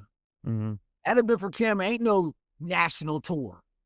Hadn't it been for Kim, ain't no none of this. Because I didn't believe it. Yeah. The environment I was in and the way she loved me and the way she poured into me and the way she was doing it and how she was helped uplifting me and just her ability to see me. Man, I hit enter and it changed the trajectory of my life. Him telling me to hit enter allowed my mom to die free. Because that company let my mom see me do things that she didn't even believe were possible. And so when she got cancer, she said, I don't need to fight. I'm out. Yeah, so Kim literally saved my life. Wow. Yeah, forever grateful. I told her, I said, oh, God, forgive me. I said, if I came in the house and you were doing some obscene things with multiple people, you're all still invited to my PhD degree. And she laughed. She said, why? I said, yeah. I said, I can catch you doing some obscene things on video. You always good in my book. That might be the ultimate show of respect and love right there. Oh, Yeah. no matter Yeah. what. No matter what. She could have 30 kids tomorrow with somebody else.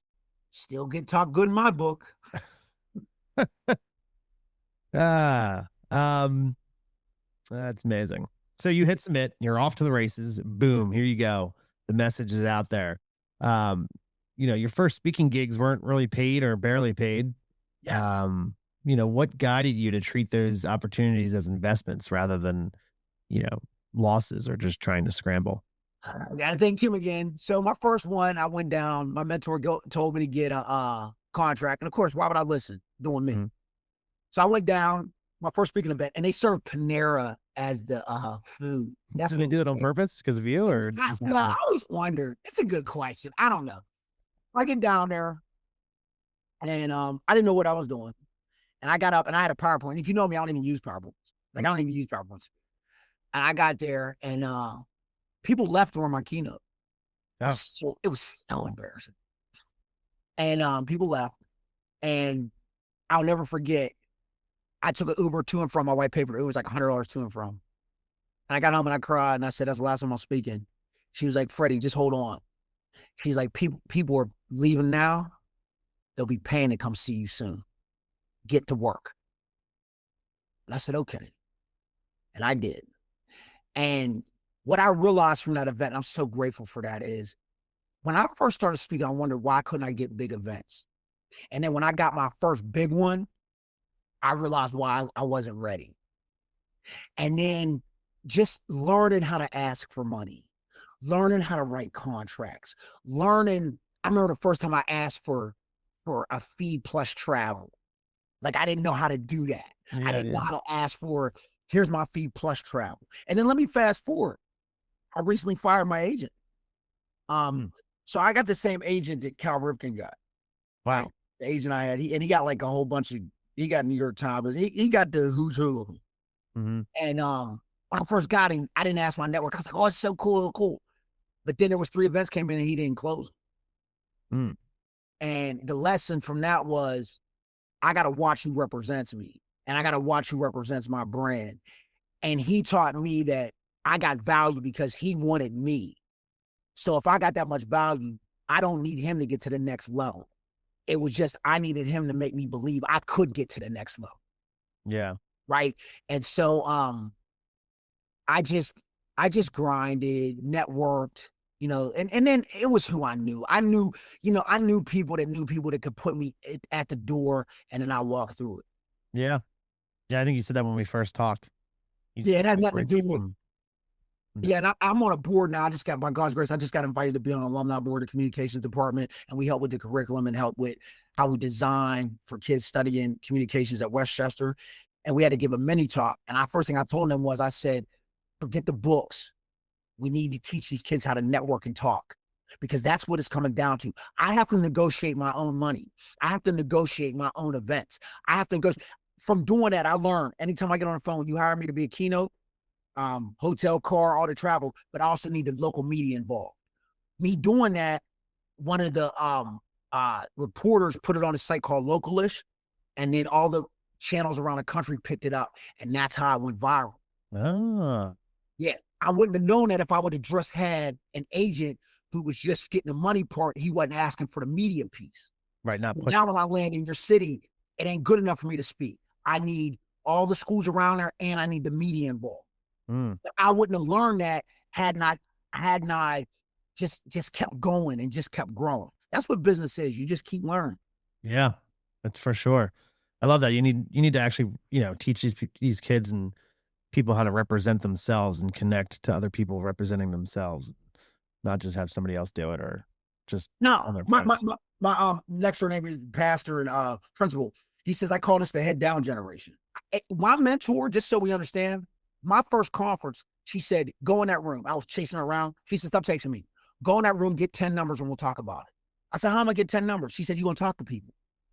You're going to figure it out. Get an elevator pitch. You know how hard that was? I can't imagine. I remember one lady telling me, young man, what are you doing keynoting and you don't even have your doctorate yet? Like, I had to get seasoned. Yeah. Right? Like, I remember asking people, oh, man, have your email connect? No. Yeah, you kind of had to get the shit kicked out of you a little bit, let the ego Yeah, get bruised up. it taught me how to ask for money. I learned. I real quick. My first check for $10,000. I'll never forget. The lady asked me to speak, and I went and I looked up who had spoke to her before, so I knew how much she asked for.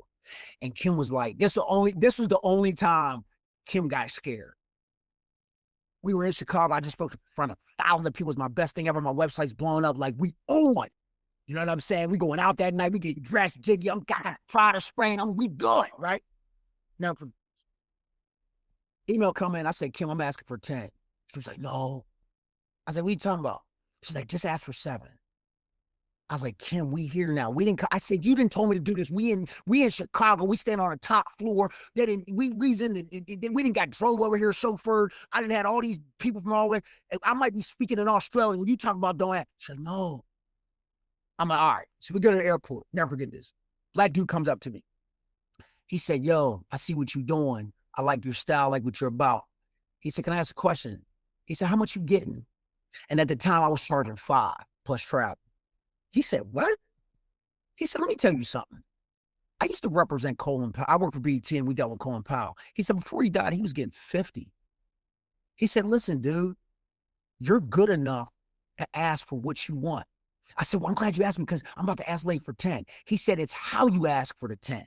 You say, well, my name's Freddy and I'll take 10,000, but I can look. Or do you say it's 10? Then I had a mentor tell me he puts on 10. If he gives them a discount, he writes discount on the invoice to let them know, don't get this twisted. So I said, bartender, I said, let me get a shot of Red Bull. I'll never forget I did this. Me and my wife were sitting there. I said, Kim, we doing it. We didn't come this far to be scared. We in the airport and all that. She's sitting there like, okay. I said, yeah, 10,000 plus travel, I hit enter. That was the longest flight I've ever had. I wish I could have got high that day. I ain't gonna hold you. I'm sure, yeah. So we get home. For 3 days, the lady don't get back to me. I'm sure my email. I even emailed the webmaster. Hey, is everything okay in my email? And so eventually I reached out and called. She said, oh, my bad, I got busy. I'm like, what? She's like, yeah. She's like, we agreed, 10,000 is cool. And I'll never forget. It's like if your parlay hit, or yeah. like if Duke Wicks a winning shot, I was like, yes. I ran downstairs. My wife was on the phone. I was like, get off the phone. And so she got off the phone. I was like, I'm now at $10,000 bigger. And I went crazy. We went out that night. I remember we went out that night, man. I was crying. Man, I can't tell you how that felt. Like, I mean, I can't imagine, like, considering everything that you went through and you came through and building up and to get that. And the fact that you vouched for yourself for that number, that you were like, no, this is what I deserve. And this is what my story is worth. It is crazy because when I called my mom, she said, Freddie, I want you to realize it cost somebody $10,000 for you to talk. I want you to let that sink in where you're at right now in your life. It costs money for your time and wisdom. I was like, wow. She's like, I'm so proud. Yeah. It was a good day, man. A lot of mocktails that night. A lot of ice cream. Well deserved ice cream. Worked hard. You said success is a circle. Yep. That building your circle is key. What advice would you give someone whose current circle is small or negative, or just the circle isn't quite there for them? What kind of advice would you give them? Like my brother Cameron told me, your net worth is your network. Hang out with 5 doctors, become the 6th. You put in garbage, you get out garbage. You put in positive, you get out positive. What life you want, you better find people that got that life, and you better allow them to mentor you. Yeah. I got mentees that look up to me and they allow me to pour into them, but how can I pour into them if what I'm pouring into them is negativity? Yeah. So I would just say to that person, like, how much does it mean? I always tell people, my job is not a very popular one, meaning don't confuse the popularity I get in the world what the reality of what I got to deal with. Because I'm talking about changing the way things are done. And when you want to bring up change, there's going to be a resistance to that. Yeah. Right? You got to, people are going to say, well, what about where you were at? And you're going to deal with all that. You know what I mean? And I remember my dad telling me when I graduated, he said, son, if you want to be great, you got to deal with hate. And I really appreciated that perspective because I just had this thought that when I got well and was doing right, everything would be well. And that's just not how it works. So I hope I answered your question. You did. All right. You did.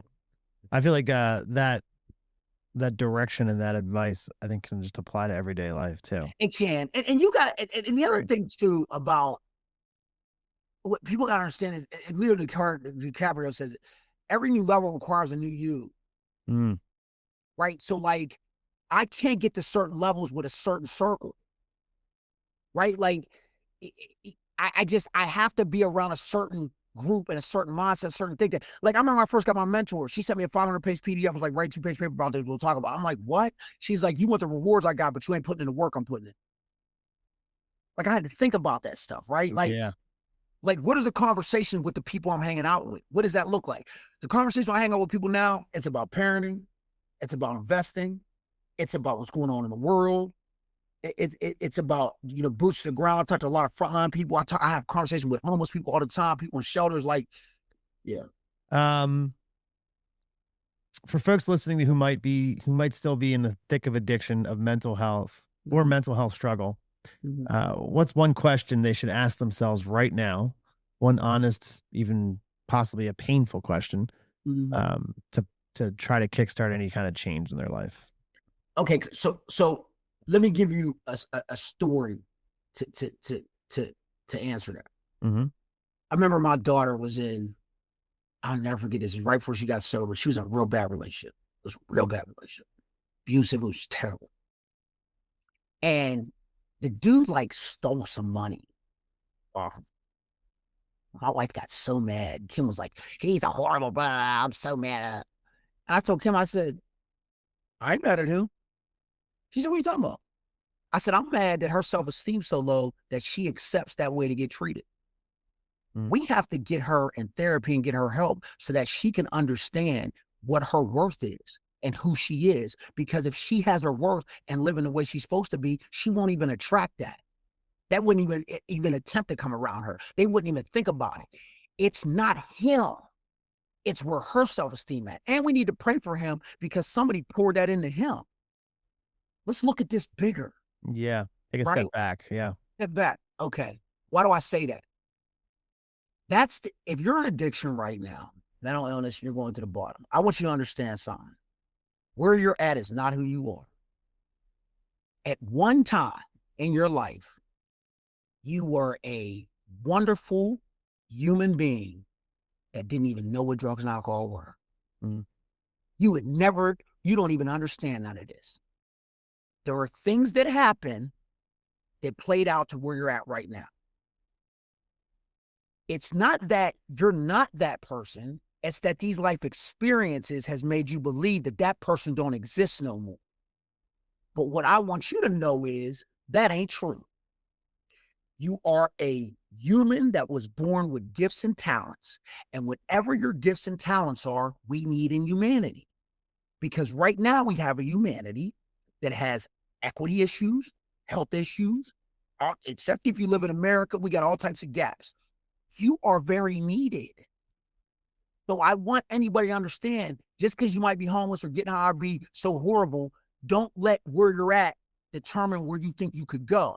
How do I know that? Because at one time I sat in the shelter and I said, I can't wait till God takes me because I am not good at life. Thank God he didn't. Thank God that I didn't let other people's beliefs and insecurities and even my own determine on where I ended up. Thank God I believed when that social work told me, hey, Freddie, you know life ain't over, right? Hey, Freddie, you know that if you're in the right environment and you're surrounded by the right type of support, you know that you can get your college degree, right? You know that a PhD is not above you, right? You know that. So I would say to that person, man, it's a 60-minute ball game. You are not done. There is a plan for you. You are somebody. You can be somebody. Now, I know seeing that might not make you believe it, but you're talking to somebody that lived it.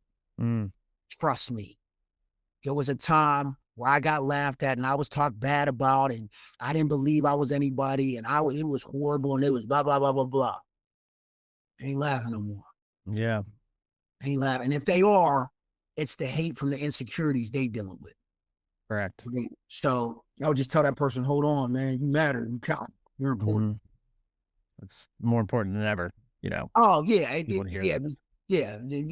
There's a reason there's gaps because they know if them poor people, imagine if all the poor people got together, regardless of race, creed, color, religion, all that. Imagine if we all got together. I always said this. In my opinion, if we could be more united, we wouldn't need food stamps. Yeah. Think about it. We had slavery. We had civil rights. We had all these things. They wasn't giving out food stamps. Not like you can just go get it in here. We had to be able to knock on the door and say, hey, I'm hungry. Bet, I cook. All right, bet. What you got? All right, bet. Let's go to your kitchen, see what you got, and let's make a community meal. Right. So we ain't relying on them. Hey, you know what? They ain't treating us right at this job. All right, bet. You know what? We're going to have a walkout. How we going to get through the next month? Don't worry about it. We'll all cover your bill. Or we'll figure it out. We've lost that. And you know. Yeah, I mean, it's harder to see those moments, that's for sure. Yeah. It's a good way to put it. It's harder to see those moments. They're still out there, but yeah, absolutely. You know, there is an unfortunate narrative directed at homelessness right now that needs to be course corrected for sure. And they're being a little bit more villainized than looked at with empathy, and it's a real problem. I had an expert on homelessness tell me at one time it was all drug addicts or mostly drug addicts and people with addictions and coming from, criminal backgrounds that were in shelters. Out your everyday working people. Correct. Yeah. Because it's hard to have 5,000 down plus credit plus years worth of pay stubs plus audit. Like, they're asking me to do all that and I'm a teacher. Right. I think people don't realize how, I mean, obviously you speak to this more so than me, or how close and how quickly you can be on the doorstep of homelessness or being lost like that. Who could afford 6 months of no paychecks? Right. It's wild. If you had 5 minutes with your younger self, say age 25, like homeless, addicted, what would you say, honestly, to that person without filter? Move. If your perspective doesn't get bigger than where you've grown up at, you're going to struggle because there's 8 continents or 7 continents and there's 50 states. All you know is these 15 minutes you grew up in. Wow. When I went to Africa, the first thing I found out was how ignorant I was in the world. When I started traveling, I realized real quickly, I don't read enough. I read 4 newspapers nowadays. I realized how much I did not know. You know why? Because when you're born poor, your perspective is going to be about 10 minutes. Yeah, that makes sense. Yeah. Me being able to be blessed to travel changed that. I told my daughter all the time, she said, well, I'm moving here. I want to move here. Good. I hope you call me and you live in Australia for a year. I hope you call me and live in Europe for a year. I hope to see all the world because there's a big one. And I believe ignorance kept me so down. Yeah. Like, I wish at 20, I could have experienced this life and seeing the world to understand how big this world is and why people look at it. So the younger me, Freddie, moved yesterday. Yeah. And if you're healthy, you're going to attract healthy. And if you're going to have a home, if you have a home with no drugs and alcohol, you'll have kids more likely than not that won't be on drugs and alcohol or in bad relationships. So I would tell the younger me, move. I would tell the younger me, attract a healthy woman. And I would tell the younger me, make sure you have a home of peace with no drugs, with no alcohol. I will also tell the younger me, it's not about what you make, it's about what you keep. Mm. That's your money. I was so worried about what I had on and not worried about who I was as a human. I would also tell the younger me, hang out with people that are smarter than you and have done more than you. Okay? Why? Because you need a mentor to show you how to get to where you're trying to go. What does braving the bright side mean to you? So I'm gonna be real honest. When I first heard that, the first thing that came to my mind was Braveheart. I just felt it was like military, like fighting. Yeah. So you pictured Mel Gibson right when I emailed you, essentially. When I seen Braveheart, I was like, oh, that's Braveheart stuff. Like I pictured like fighting for the good. Yeah. Like this was about the good and about how it's a fight to get good. And Mm. I remember a pastor once telling me, I said, everything is hard. He said, well, Freddie, think about it. Brushing your hair is hard.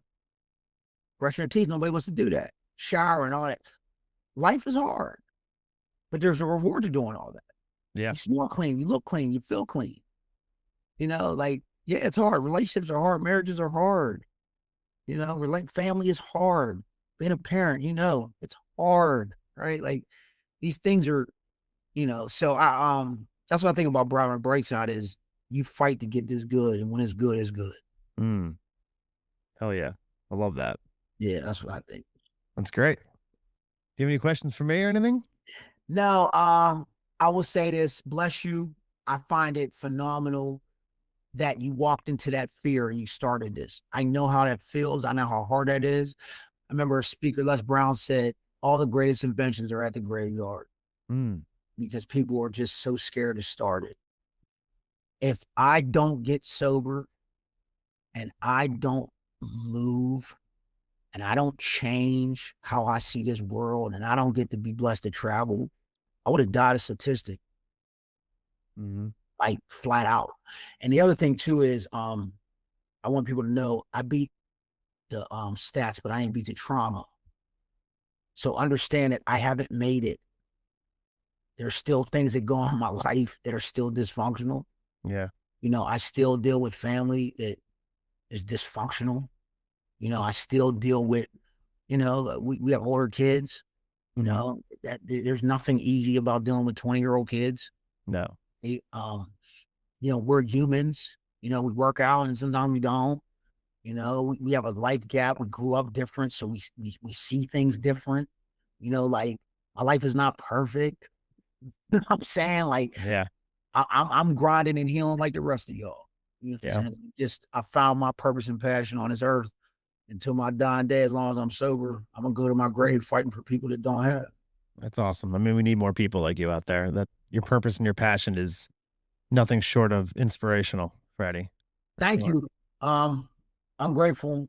I hope that I can inspire kids to do that and don't have to see the dumpster to get that lesson. Yeah. Yeah. Like you can do what I'm doing. You just don't have to take that left.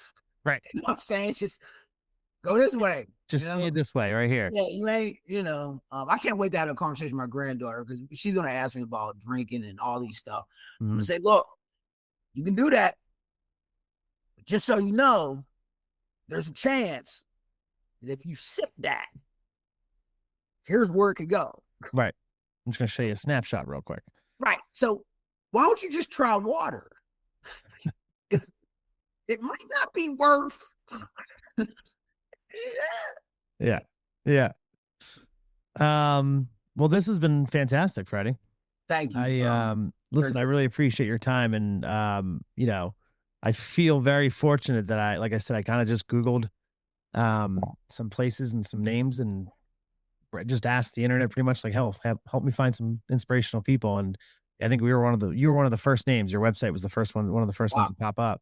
Well, so, good. Hey, my marketing's going a long way. I was going to say your marketing is successful. But I'm truly grateful for it because your story it's a badass story, you know, and obviously it's not pretty. It's not Hollywood. It's not, you know, Disney fluffy. Hey, look at this. We're made it to the other side. Everything's fine. You know, you're, like you said, you're still fighting. You're still battling, you know, you're still dealing with shit, but that's what makes you so approachable and so respectable too, is because you're a human being about it and you're very open about it and you're open about where you came from. And think more people need to realize that there is a real strength in that. And your story is very, it's just an inspirational story, and it's perfect. It's a story that I'm honored to have on this podcast. So seriously, thank you.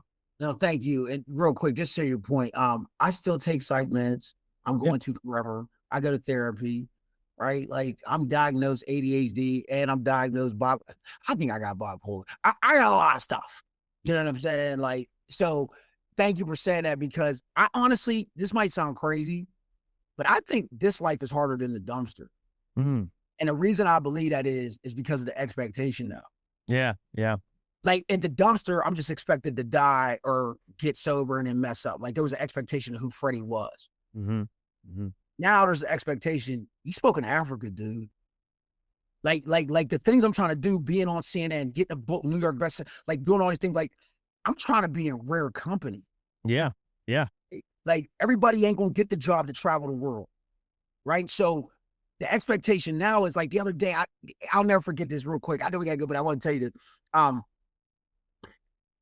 My when me and my wife got married, we got married around a keynote I had in Florida. Hmm. And we're down there at this beautiful, it's in Daytona. I mean, I got a drop top. We down there living. I remember my daughter was like, man, my dad's a celebrity. Like it was crazy. Anyway, I remember sitting on the beach and they brought my bill and I signed it. It was disgusting. And I remember watching them swim and they were eating chicken fingers. I was like, man, like, I got to keep doing this. You know, we drive and we would, you know, she's in a drop top, my daughter. She had never been in one before, seeing her face, and we go out to get steak and eat. And that bill was disgusting. And I just remember, like, they expect it. Right. Now you got to keep it. Now you got to keep Yeah, it. like when my daughter got there, you should have seen the way she ordered. It's like, yeah, we want this and we'll take that. And just her whole swag, I was like, oh. Because she met me when I was in the shelter. That's where Kim met me. Kim met me in the Mhm. shelter. Yeah. And so, like, I was just like, wow, like that's way harder than the fall from the dumpster. Because this fall, I mean, A, it's going to hurt a lot more, and B, it takes more effort. It takes more, you're putting yourself out there for sure. yeah, Um, Kim, you found a global speaker. How lucky. yeah.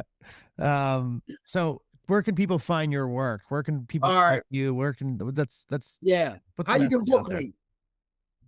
The 3 W's and then Freddy, FreddyShegog.com. Mm-hmm. FreddyShegog.com. I'm founder and CEO of the Message LLC.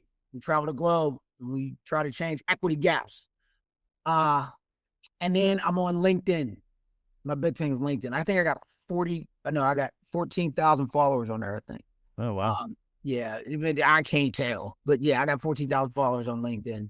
I'm just a regular. I'm a diehard Duke fan. I'm a diehard Yankee fan. I'm a diehard Packer fan. I'm a diehard Colorado Avalanche fan. I'm a diehard Florida Gator men's football fan.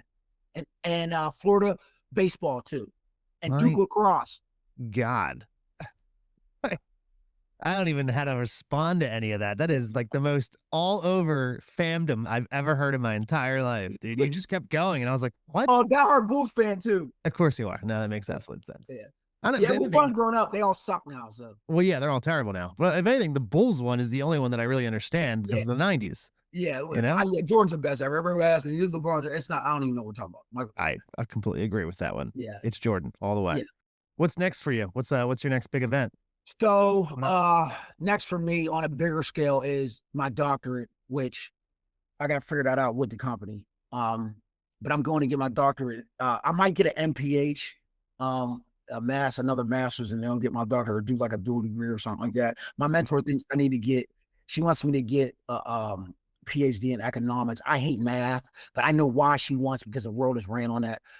So doctorate will happen before I leave Earth. Okay.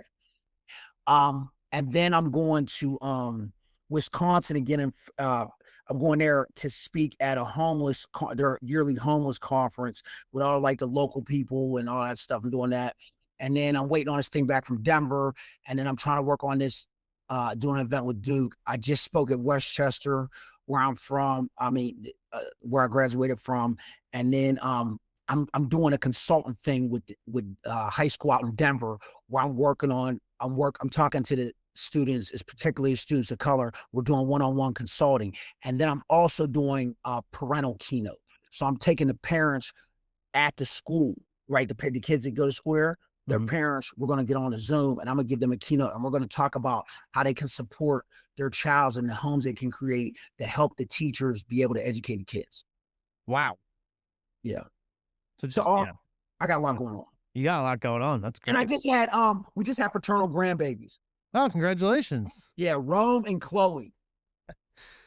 Freddie, this has been an absolute pleasure, man. You're one of my favorite people I've ever had on here. So, you. No, you're awesome. You're a Phillies fan. Yeah. I'm a fan. Yeah, you're a fan. Listen, the Sixers games, you know why I like going there? Why? I only like going to Sixers games because on the third floor, they got this ice cream place that they did a deal for 10 years. They can't go outside of them. And they serve these milkshakes. They look like they have a actual cookie in them and they have actual cake in them. Every time I go, I get two. I get sick. I don't care. And if there's a kid in line, I buy one. They're unbelievable. They're $20. They're the greatest milkshake ever. I don't think I've ever had. I haven't been to a Sixers game in years, so I need to go over there. Third floor. They know me very well. Third floor. All right. Yeah. Good looking out. Yeah. Thank you, man. Thank you for this podcast. Thank you for what you're doing. Thank you for pouring positive into the world. Thank you that you're brave enough to do this, because putting out positive don't always mean positive gonna come back. So bless you for your work. I really appreciate that, Freddie. Yeah, and congratulations on your sobriety, man. That's a blessing that you gave your family and I appreciate that. Yeah, same right back to you, my friend. Right back to you. Freddie, listen, keep kicking all the ass. Keep fighting the good fight out there. And don't be a stranger, man. Not at all. Not at all. You're an Eagle fan. I always talk to you. Yeah. Shout out to Blaine too. I had to shot Blaine. I got to shot Blaine out. Shout out to the homie Blaine. I love you to death. You my peoples. Love you too much. I love that. Freddie, thank you so much. You have yourself a lovely day. You too. Go Duke. All right, go Birds.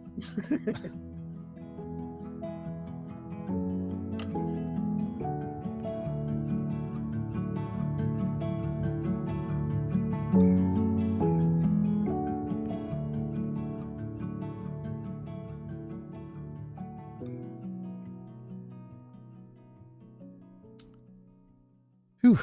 Man, every time I listen back to this conversation during the course of editing it and trying to, block out my voice, I'm struck by how much heart, grit, and grace one person can hold at the same time. Freddy Shegog is the kind of human who doesn't just tell a story. He lives the lesson inside of it. He's proof that rock bottom isn't a dead end. It's a crossroads. Proof that the fire that tries to burn you down can also forge you into something unshakable. And proof that service, real service, comes from people who have every reason to quit and choose instead to lift others while they climb. Freddie, if you're listening, brother, thank you. Thank you for your vulnerability. Thank you for your conviction. Thank you for your humor, even in the heavy parts. And thank you for showing up exactly as you are. Even with all those crazy sports teams that literally does not have any logic behind why you follow them. But regardless, you left the space brighter, stronger, and more grounded. And I'm honored you trusted your story here. And to everyone listening, I hope something in this journey reminded you that you're worth fighting for too. That no matter where you come from, or where you've been through, your next chapter is still yours to write. As we close out today's episode, I just want to leave you with this. It takes real courage to look at your life. The good, the bad, the broken, the beautiful, and decide you're still worth showing up for. It takes strength to face the parts of yourself you'd rather avoid. And it takes heart to keep moving even when the road behind you feels easier than the road ahead. But you're here. You're listening. And you're choosing growth in whatever small or quiet way that looks like today. And that matters more than you know. If something in this conversation stirred something in you, if you're walking through a season of rebuilding, or if you just need a reminder that your story isn't over, I'd love to hear from you. Reach out anytime at bravingthebrightside@gmail.com or on Instagram at braving_thebrightside. And if you got a story you feel called to share, but you're not quite ready to tell it yourself, email me anyway. Tell me your story, and if you want, I'll gladly tell it for you. Thank you for spending a little time on the bright side with me today. Keep braving it. One step, one sunrise, one honest conversation, and yes, one steady climb at a time. I'll see you next week.